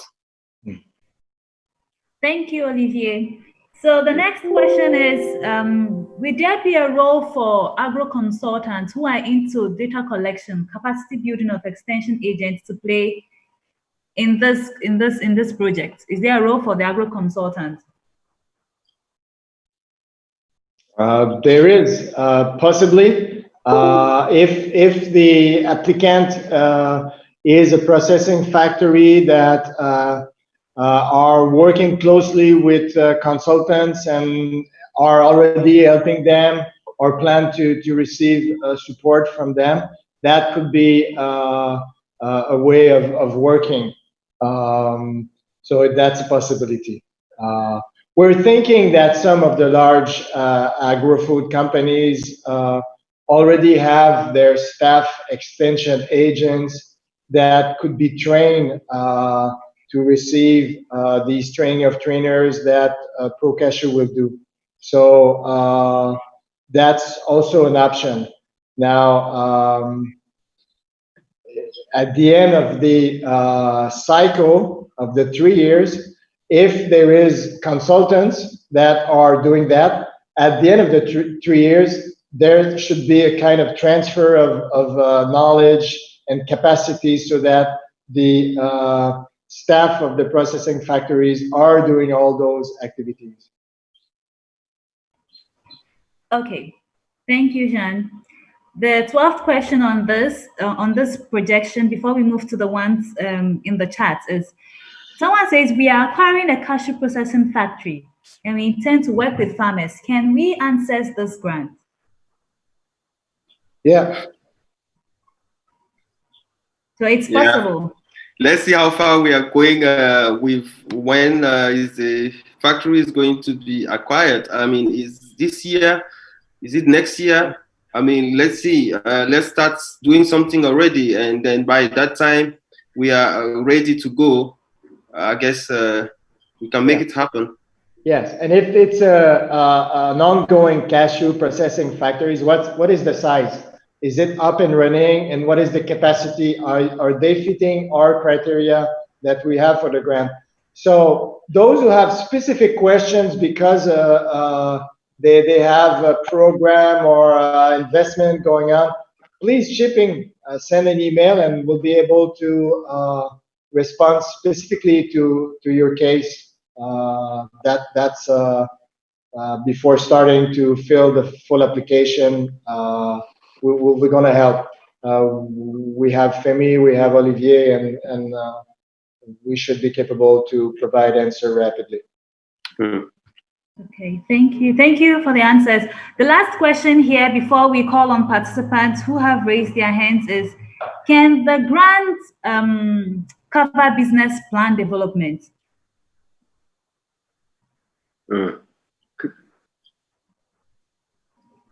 I missed that. I mean, you were asking if if the grants can fund your business plan development. Everybody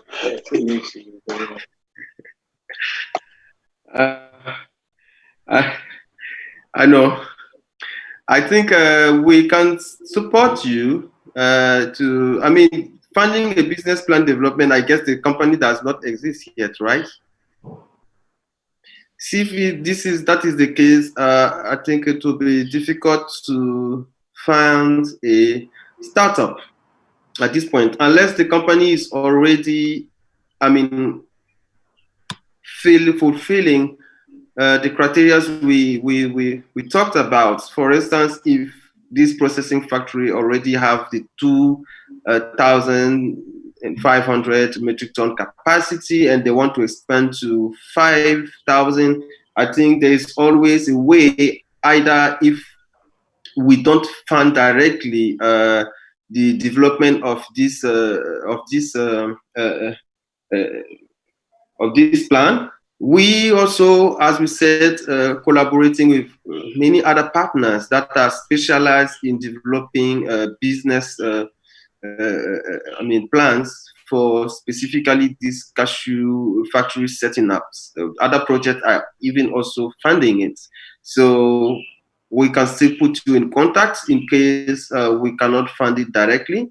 as far as you respond to the other criteria and you want support to scale up, I mean, there is always a way to see how we can support. Thank you, Olivier. So we'll take questions directly from the participants whose hands are up. So if you have a question, please just use the function, raise your hand, and then we'll call you in to ask your question. The first question is coming from Dauda Sanusi. So, Dauda, if you may ask your question now.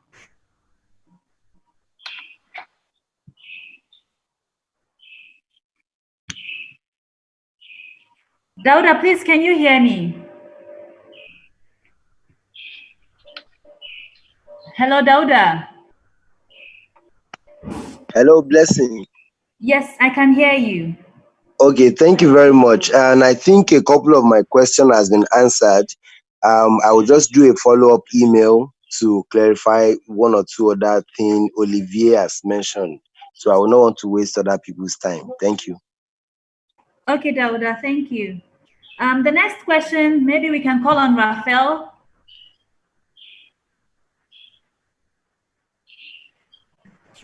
Hello. Yes, hello. Hello, thank you. Some of my questions has been answered, but basically, my main question is just that for this tranche of grants, it's only focusing on the processor, and there's no way the aggregators or the traders can come in anyway. I mean, that has been clearly said, right? Yes. Raphael, if I got you right, are you trying to confirm if there is if certain stakeholders cannot access the grant? Yes. At what window? Yeah. Is it that for this window, certain stakeholders in the supply chain cannot access it, or at what point will they be able to access it? Olivier, I think you may want to clearly point out again those who are eligible for this grant. Yes. So for this particular one, the agricultural extension grant, the setup needs to have a factory processing agro-food company who responds to the criteria that we mentioned already, and they are still accessible. We can share them with you. And then with farmers or farmer organization that's with which they are collaborating with. Then for any other stakeholder, we even said either from public sector, it could be researcher, it could be agro. We even have agro extension services from the public sector or for the private sector that can collaborate with these processing factories, because at the end of the day, if you are in the value chain offering a service, is also meant for these are your clients. So if they don't show the capacity to self-monitor or technically train the farmers, I mean, or if they want you to enter into collaboration to facilitate supply, because we also are talking about the processing factory at one hand who want to access to raw cashew nut, but in between we have the link and we have the supply of the raw cashew nut. Farmers are not always equipped to do that by themselves.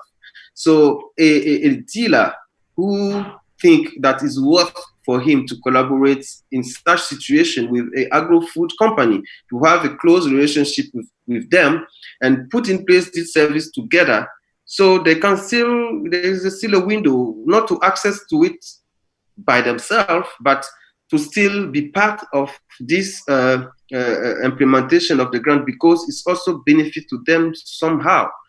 That is for this particular one. Then now for the other grants, as I said, there is grants that can be accessible for SMEs, so small and medium enterprises that are intervening into the cashew sector. So all this is yet to be much more detailed for you to see how best as a SME into the cashew sector, either a dealer, either a middleman, I don't know, or either a service provider in renovation and rehabilitation, or how you can best access to those grants. So we still have other grants that are coming up, and I think you will be able to get maybe more interest into that by applying by yourself. But for the meantime, I think if you can also think of collaborating, if that is good for you, Okay. I mean, you can still think about that. Okay, because this to me looks like if a processor cannot have the capacity to meet all these requirements, I mean, as a private sector company, we can collaborate. That is taken. Two, I want to confirm, you mentioned that you've observed that there are a lot of gaps in data collection, data management, which is key and germane to past project and this project. And I'm looking at what point would you need, for instance, we have an application that gathers or builds up databases of farmers in different sectors, cashew farmers, non-cashew based farmers as well. At what point do you think we will be able to also play a role on this project? Yeah. Okay. Thank you for the question. Let me answer, Olivier. Okay. This is interesting. Right now, we are establishing these partnership with the processing factories and their farmers base. And following that, we will start reaching to them and see what kind of database they have. And we will have a specialized subcontractor called Development Gateway that will start doing the assessment for each country. And following that, there will be steering committees that will be in place with the stakeholders around this data collection and platform that we would like to put in place. So at that time, you will be informed and invited to participate and help this effort that is clearly for all the stakeholders. Okay, thank you. Thank you very much, Jean, for the explanation. So we still have quite a number of hands, and I would like to call on Techno Pouvoir. Unfortunately, we don't have the person's name. So Techno Pouvoir, if you please unmute yourself and ask your question.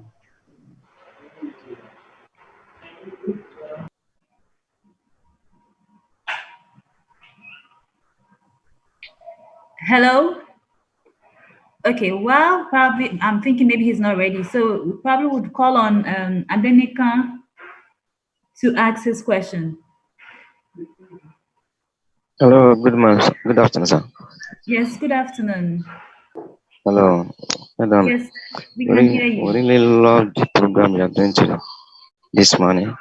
My name is Adena Kubashe from Nigeria. Now, I love the program, but the question I want to ask you is, how can you, a farmer, it's not a group, but a farmer, how can you raise a 100,000 US dollar?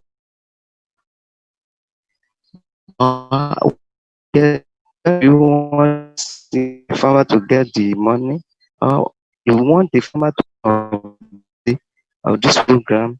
How can you help a farmer to contribute his own?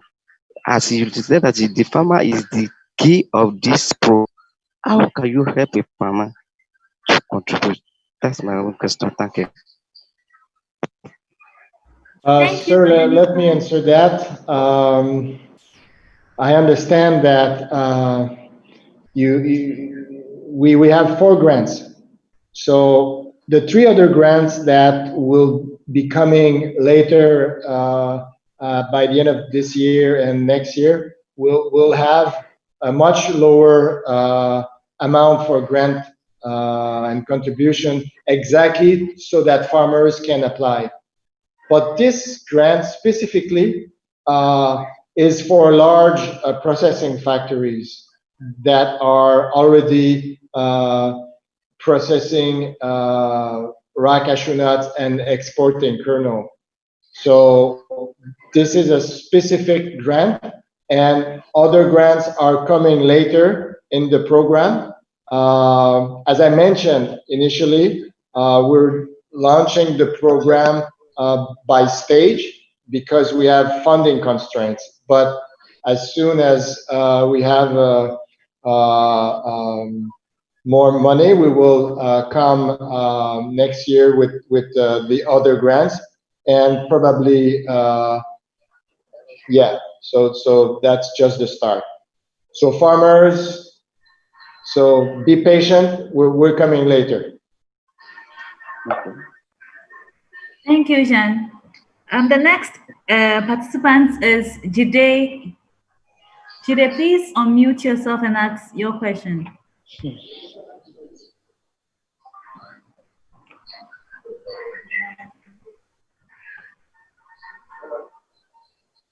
Hello, Jide.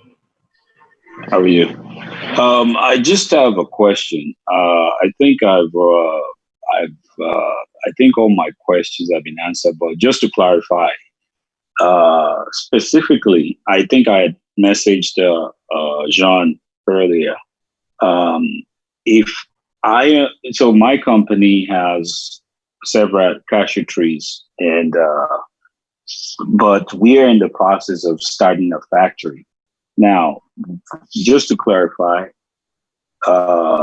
this particular grant is not available to someone in the process of starting, let's say in the next 6 months, or I mean, let's say in the next 1 year, you want to start a new factory, because the main goal is to process what we are producing, at the same time reach out to the farmers in that area so that all their proceeds will be collected and processed as well for exportation. So just to clarify, this particular grant is not for that, right? Well, thank you, sir, for your question. You're right.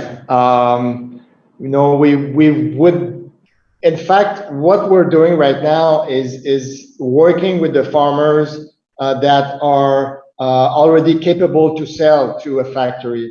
So if you're not ready, up and running, and you've done your test and you have your money to buy the raw cashew nut, there's a lot of steps before you're getting there.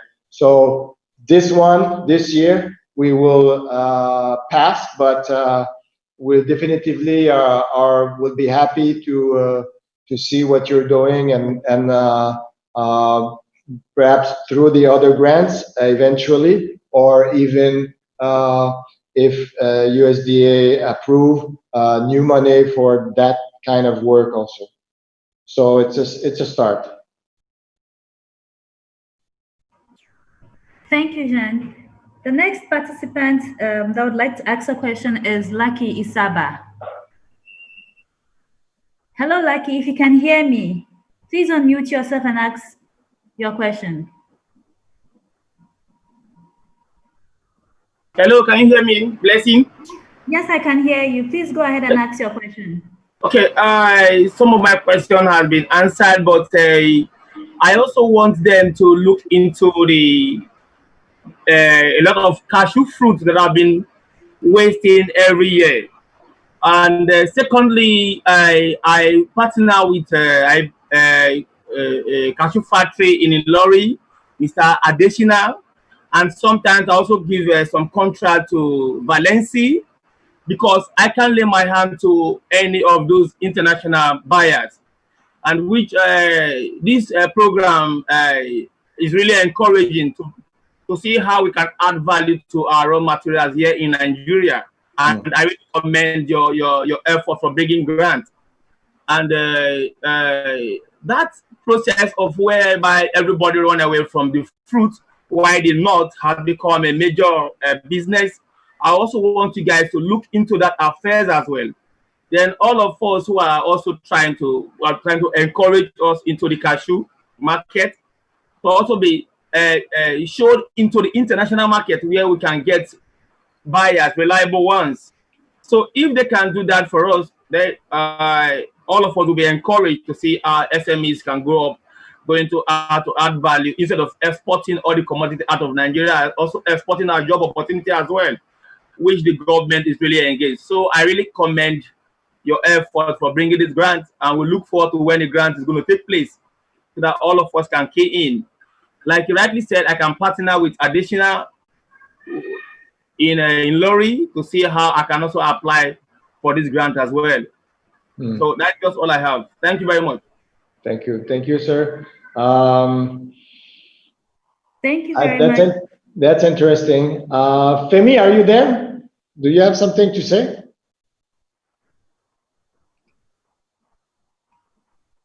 Femi.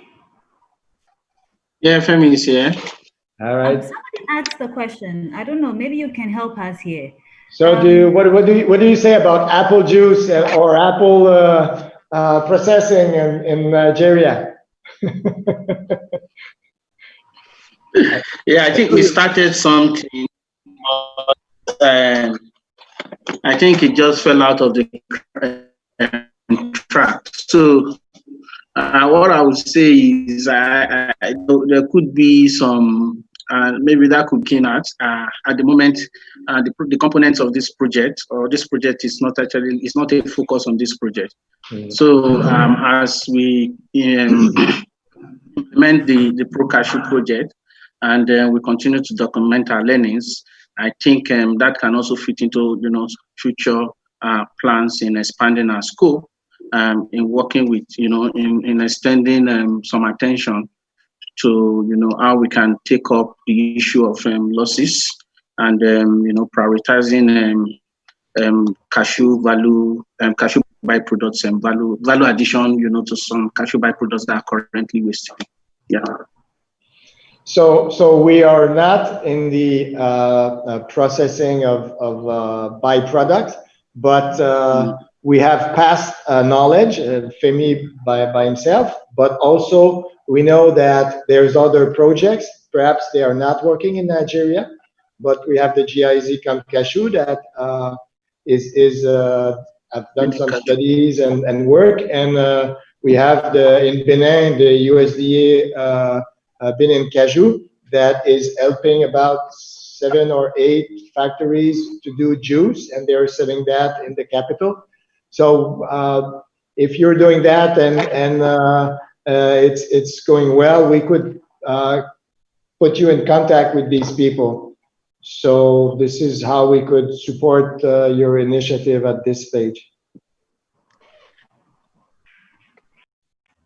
Thank you very much, John. I would like to say this: if you know your questions have been answered, and your raise hand function is still up, kindly put it down so that we can answer questions from those whose questions are answered.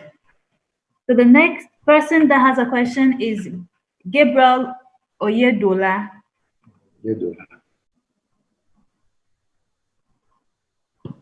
Gabriel, please, if you can hear me, unmute and ask your question. Hello, Blessing. Good afternoon. Hello, good afternoon, Gabriel. Yeah, please. My specific question is on the sub-projects. Please, can you be specific on the sub-projects that are fundable by this AEG? Hello. Yes, hello, I can hear you. Can you please repeat your question? Can you be specific on the sub-projects that are fundable by this project? I mean, the Pro Cashew project. Gabriel, if I understood what you just said, are you asking stakeholders who can access this grant? Is that a question? No.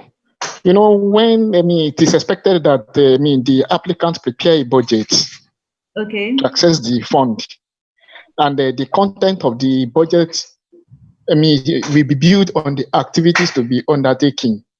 So, and that will, definitely be the sub-project to be funded. So instead of preparing the budget and at the end of the day being screened out, can you be specific on those areas where you are interested in funding? Releasing the grant. Olivier, would you like to take this question?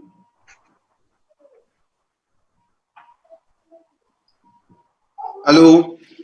Yes. Hello, I'm with you. Okay, good. Yes, let's say that the different presentation, it's different grants we are talking at. I think the way you want to have more clarity is for the agricultural extension grants specifically. Yes. And yes, we try to sum up the type of activities the project is able to fund. It's true that we may get more details into the manual, the grant manual. But if you also refer to, I want to share my screen here now. Let me see if it's possible. Okay. Yeah, thank you. So we also talked about specific, these are the specific grants that we talked about, but we also talked about the results, impacts that we are looking into for these specific grants. So I think if you look at those ones, you may also have an idea by dealing within the value chain of which activity can lead to address these impacts that the project is looking at for this grant, and also I think most for the other grants. So apart from that, we can also share with you this grant manual where we have more details about this particular grant, and then I think it should help for you to get more insights of it. I don't know if I answered to your question. Yeah, you've actually answered, but I appreciate it if I can get a copy of this grant manual. Yes, we can send it to you. I think you have shared your full contact details with Blessing already in the, I think she asked for it, or if you can do so, then we are going to send it to you out. Otherwise, right away, we can send a link. If you follow the messages that are going on, then you can access to it and download it. Mm. Yeah, there's a Zoom group chat, and you have ACA that put the RFA that is there. You could just download it, or you could have, I put also a link of CNFA webpage, so you could click there and you go directly to the 3 attachments that are doing the package for the grant application.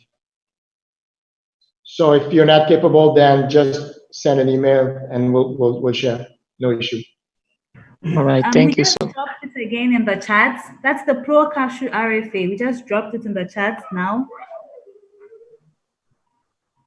All right. Thank you very much for the question. So the next person that I would like to ask a question is Ojo Adana.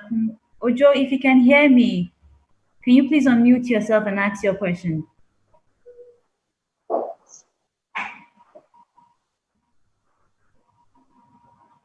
Okay, I think, Ojo, are you ready? Hello. Yes. Yes. Good afternoon, Blessing. How are you? Good afternoon. I'm well, thank you. Please go ahead and ask your question. I'll just go ahead and just say, most of my questions are answered, and the question I would like to ask, they are out of this very grant we are discussing about, it has to do with the other 3 grants, which I don't think is necessary now. But I will use this medium to say the National Cashew Association of Nigeria wish to thank CDI and USDA for organizing this Zoom meeting and picking Nigeria as one of the countries to benefit from this grant. And we are ready and available to work with USDA to make sure that the grants get to the right people and that.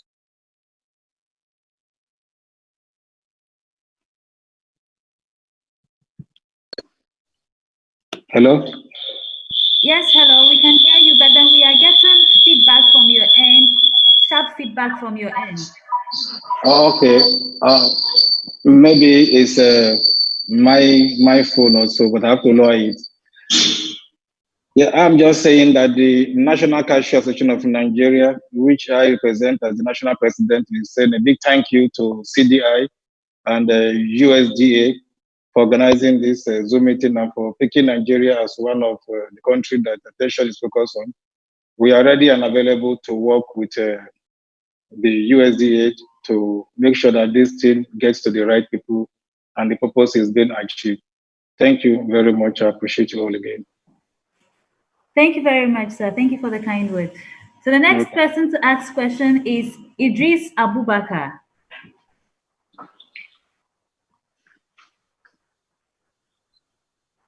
Idris, if you can hear me, please go ahead and ask your question.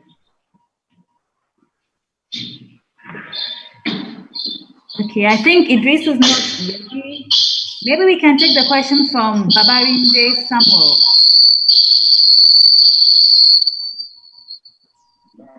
Hello. So my question is on data. I know that you mentioned that the body is currently collaborating with stakeholders to get information, but I was just trying to get a sense of the local consumption of kernels in that's cashew kernels in Nigeria, and to clarify if the grant is aimed at gearing or stimulating export of kernels to the international market, or is it for more of the local market? So if it's for the local market, I wanted to get a sense of the consumption locally for kernels, the processed cashew nuts. So Samuel, if I get you right, your question is, does CNFA have data on cashew kernel consumption in Nigeria? Let me answer, Blessing. That's a good question, sir. If we have a factory that is exporting a couple of 1,000 metric tons of kernel to the international market, they will try to develop the national market. They will have their own brand, but that will not be more than 5% of their production. That will be capable to be sold on the local market. So this is a long-term venture, and it should be encouraged.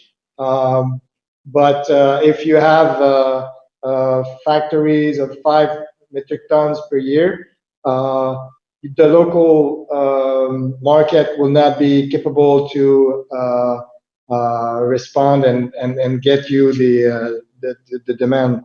So you will need to export internationally, and this is where the price are better also.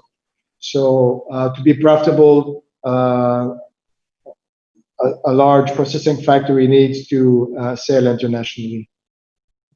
Thank you.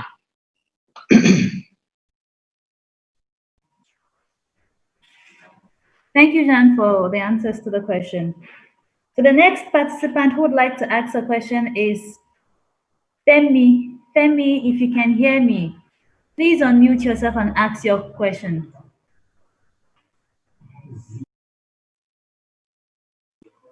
Hello, Femi.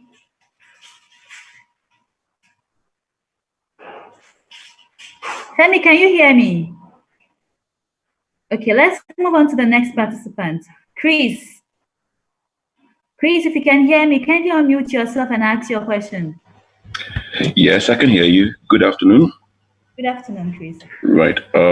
I got two questions quickly. I want to actually, the first question is, when you're talking about the ratio of the grantee and the grantor contribution, is it strictly cash or with existing investments? That's the first question I have. The second one is, I want to know where my company fits in. I'll just tell you a bit about my company. It's called Marino Agro Allied. We're actually farming cashew at the moment. We've got arable land of about 700 hectares of land, which we want to do with cashew. We've done quite a little amount, just about 20 hectares of it. We started about 2 years ago. This is the third year running. And we're in Kwara State. And we'd like to know where we fit in with this grant, because when I looked at the 4 areas, it looked like we could partner with one, a factory and be like a producer for the factory, or there are other 3 areas. So where exactly do we fit in for any of these grants? Thank you. Thank you, sir, for your question. Jean, would you like to take the questions? Yeah. So first on the ratio, it's not necessarily cash. It could be in kind.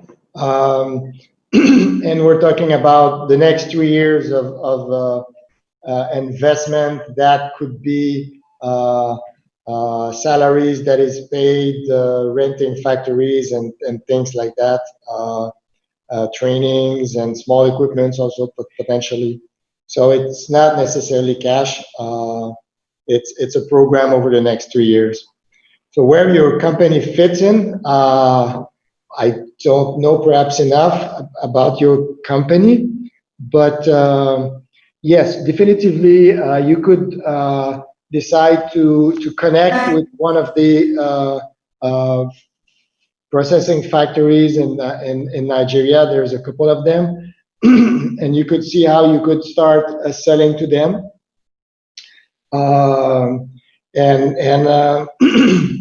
Yeah, that would be the best way of action for now.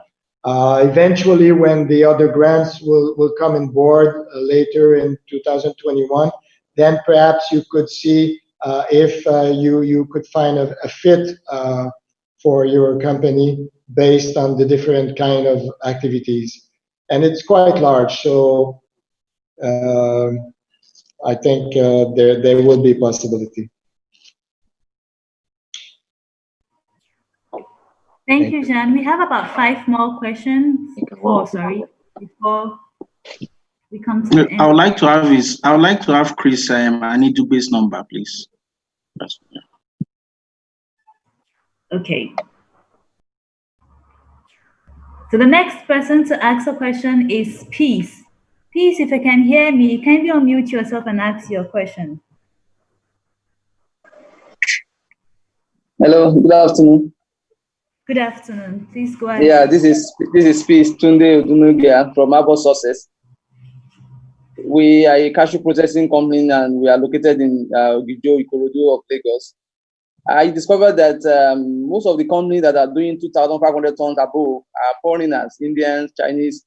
Most of Nigerian companies are doing below that. So I'm thinking that maybe there should be consideration for companies who are doing about 1,000 tons cashew processing annually, because 2,500 tons above are mostly multinationals, Olam, Valencies, and the likes. So I'm thinking that those of us who are doing like 1,000 tons annually should be also be considered in this project.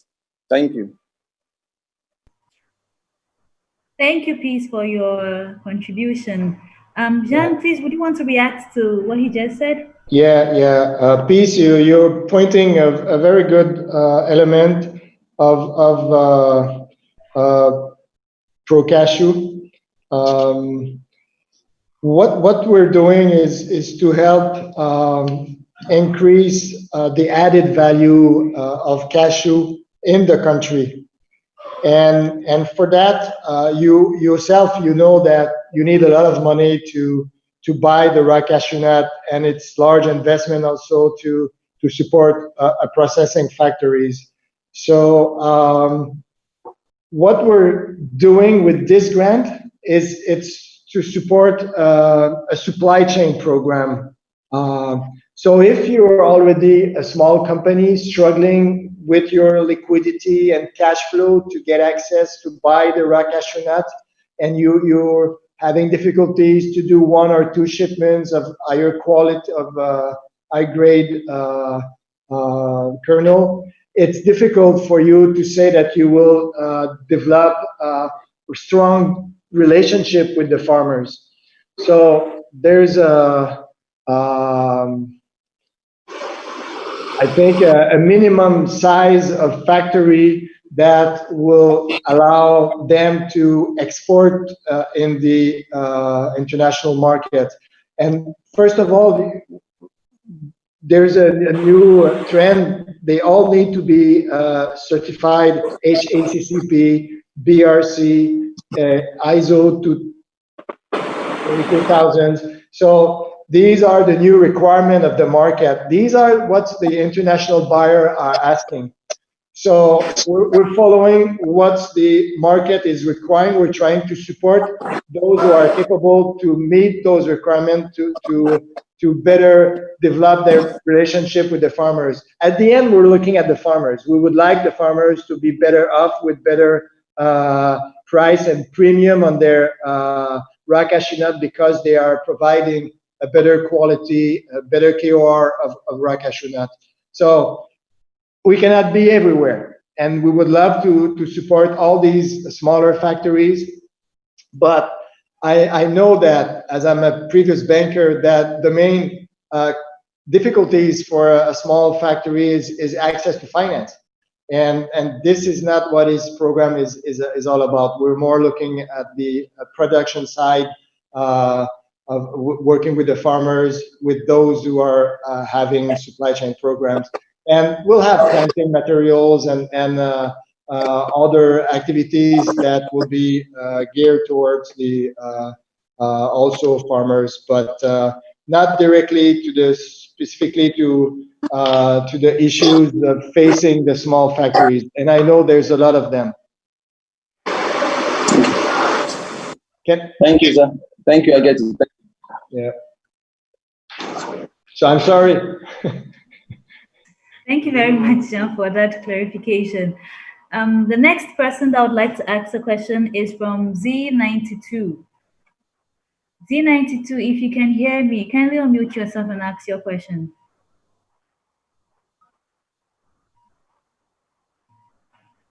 Okay, I think Z92 is not ready. Idris Abubakar, please, are you ready? If you're ready, please ask your question. Good afternoon, Blessing. Good afternoon, Idris. Please go ahead and ask. And indeed, all our facilitators and the participants. I don't have question because most of our question is answered. I'm just happy. Thank you very much, Idris. We have taken note of what you just said. Sir, I would say that this map and states are illustrative, and if we would find a processing factory that is applying to a grant and would say that we want to develop this specific states, farmers working with the farmers, we would be inclined to say yes. Now, regarding the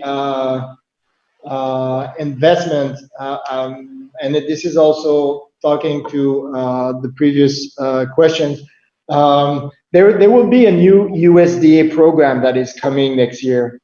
This new USDA program will be focused on the processing factories, providing training and developing a fund for access to finance.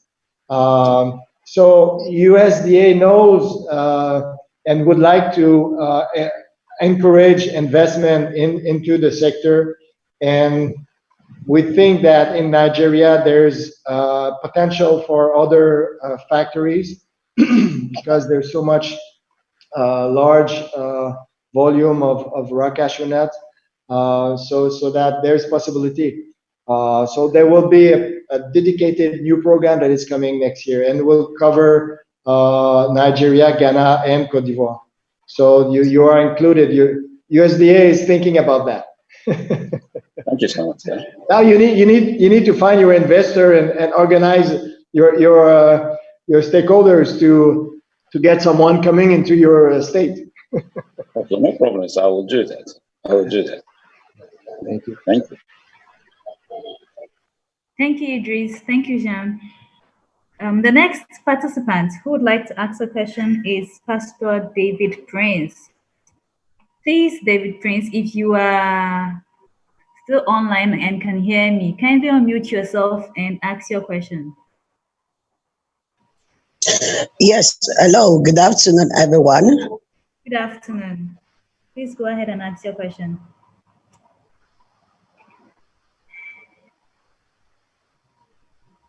Okay, so yeah, in Nigeria, foreign buyers, we have had a situation where we process and the product overstayed and we lost a lot of money in that consignment. Buyers, our capacity is 1,000 ton annually.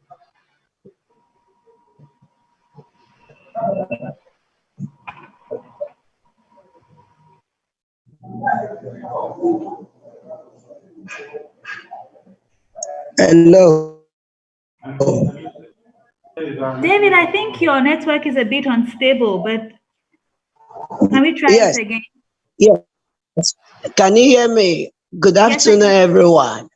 Good afternoon. Yes, I can hear you now. Please go ahead. My question is, I'm a processor here in Nigeria. We have had an issues where we process products, we cannot see secure buyers. So I don't know how you be of an help to help us to secure foreign buyers that we can sell our product to our RCA.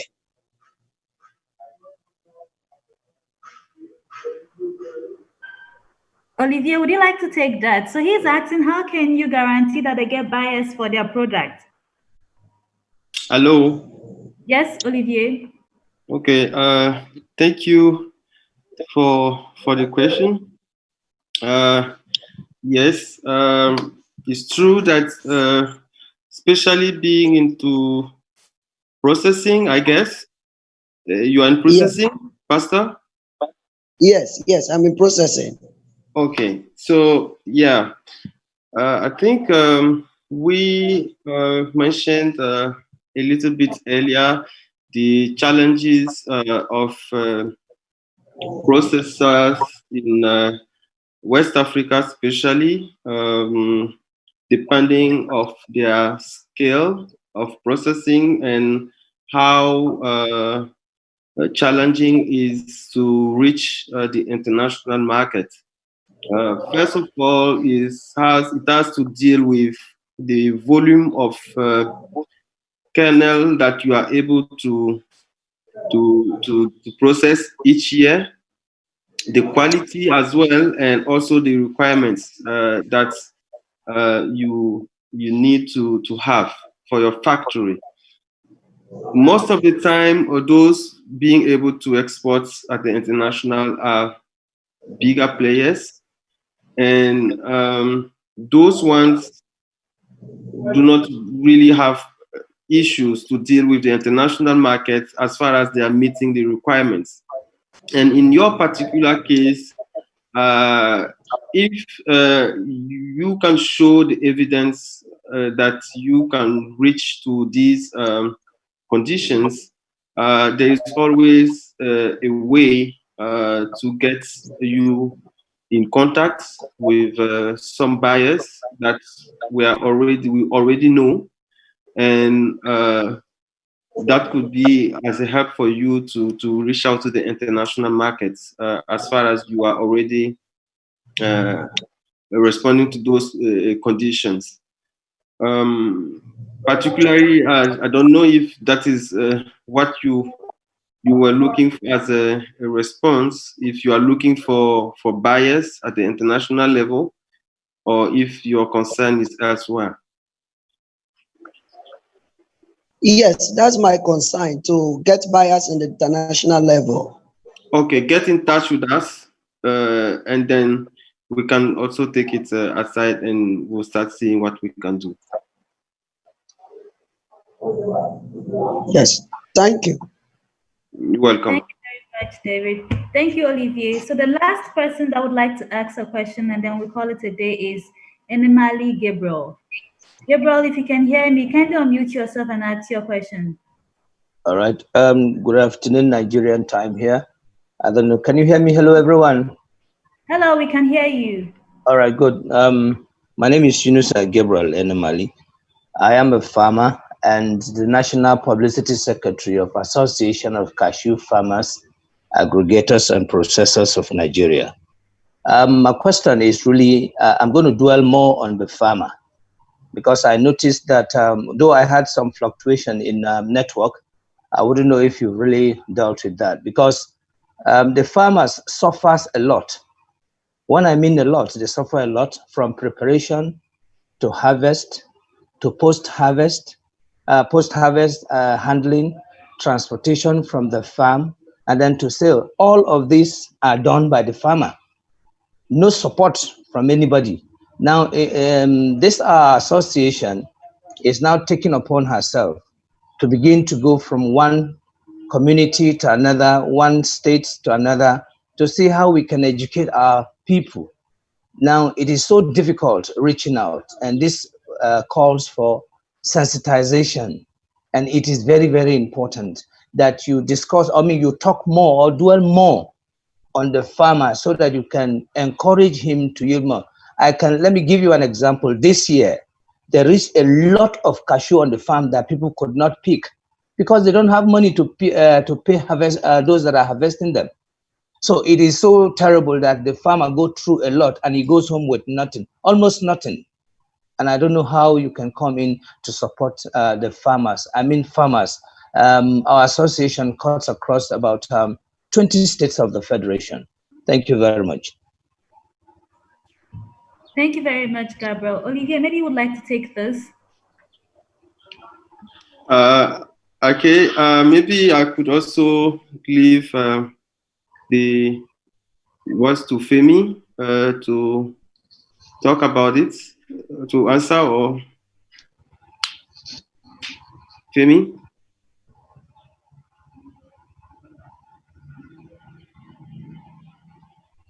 Okay, Femi, if you are not there, maybe I will take it up.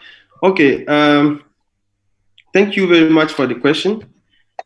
Femi is there. Yeah, hello? Yeah, Femi, let me take it, and then you will come in too. So yes, thank you for the question, and also for the concern that you are addressing to us.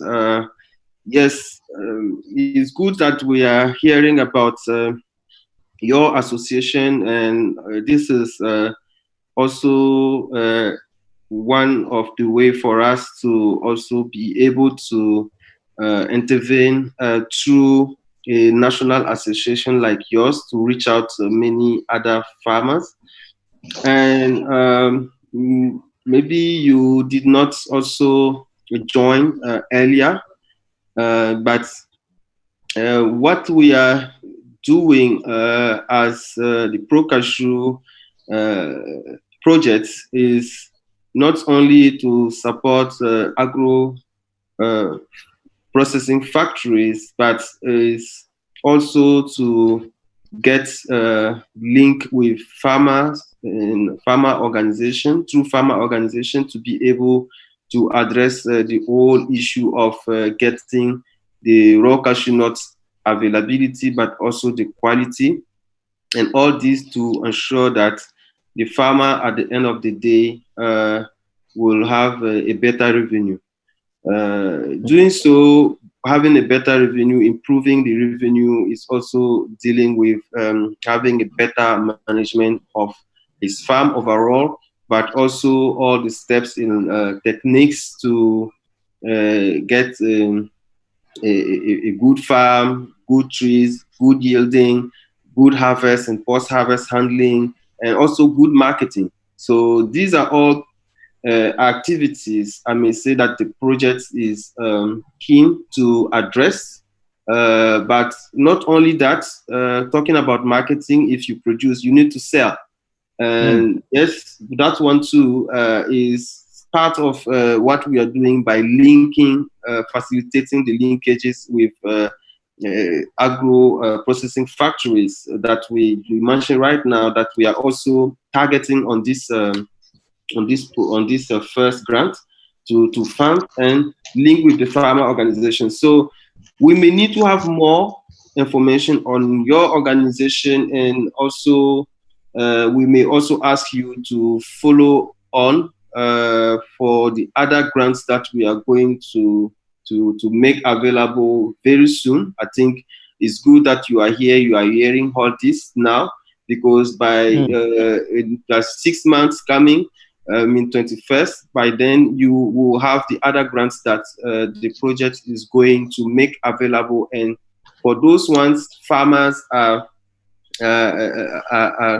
let's say, are targeted either for rehabilitating their farms or renovating, having access to new planting material or new techniques to be able to produce more by, using like beekeeping, or having access to extension officers' services. So all these are let's say, activities that the project is even planning to fund through its grants. So it's very good that you are here and you are hearing all this. Then I encourage you to leave your contacts. I mean, Femi is there. It will be much more easier for him to get in touch with you directly, but also through emails and exchanges. I mean, I think we can take it up and see how best we can assist these challenges that are happening. It's true, we can't address everything, but at least we'll do what is best in our hand now. And I'm sure that, yes, slowly we can take it there. Yeah, thank you. Hello, this is Femi. Hello? Hello. Yeah, just to add to what Olivia said, just to also say that the Pro Cashew presents the opportunity, to get farmers who have challenges around market linkages, good agronomic practices, to get them on board and link them to, a network of partners who will be applying for the grant. So it would be good if we can, you can compile the list of cooperatives of farmers, within your community, and share that list with us. We can introduce some of these cooperatives, to the network of partners who will now be taking on these extension services, so that they can extend this opportunity to such farmers. And while that is done, that will definitely trickle down, in addressing other areas such as, market linkages. They can begin to negotiate and, strengthen linkage with such groups.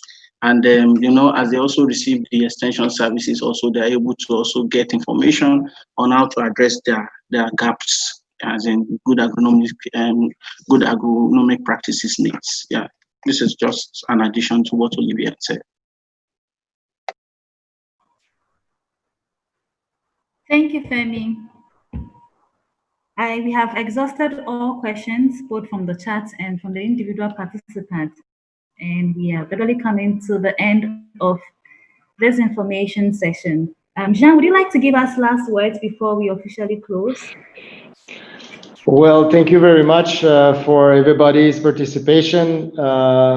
We got a lot of questions, so it means a lot of interest, and we're looking forward to come in Abuja or Lagos and meet you all. And we hope that we'll be able to reach large and have a strong presence in Nigeria with lots of grantees, but also with our other components of the project. So it's a start. We're very happy. Thank you very much for your participation, and we're looking forward to to continue working with you all. So thank you very much, and have a good day. And we're looking forward for your emails and questions. Thank you. Thank you very much, Jan. Thank you to all the participants that joined. Thank you to Nigeria Agribusiness Register for reaching out to all the sectors. Thank you all for joining. So next week, we would have a Q&A section. So we would like you to study the RFA, study the application form. Next week, on the 23rd, we'll have a Q&A section. Study and then get all your questions, and we'll meet again next week, Thursday, to answer all the questions that you have. So before we go, we'll be dropping on the chat contact email addresses that you may reach out to from now to Thursday if you have any need for clarification. We'll be dropping again the RFA for those who didn't get it. And if you haven't shared with us your name, company, and email address, please do share with us. So we'll have 5 to 10 minutes for all of that before we close down this platform. Thank you all very much, and see you next week, Thursday.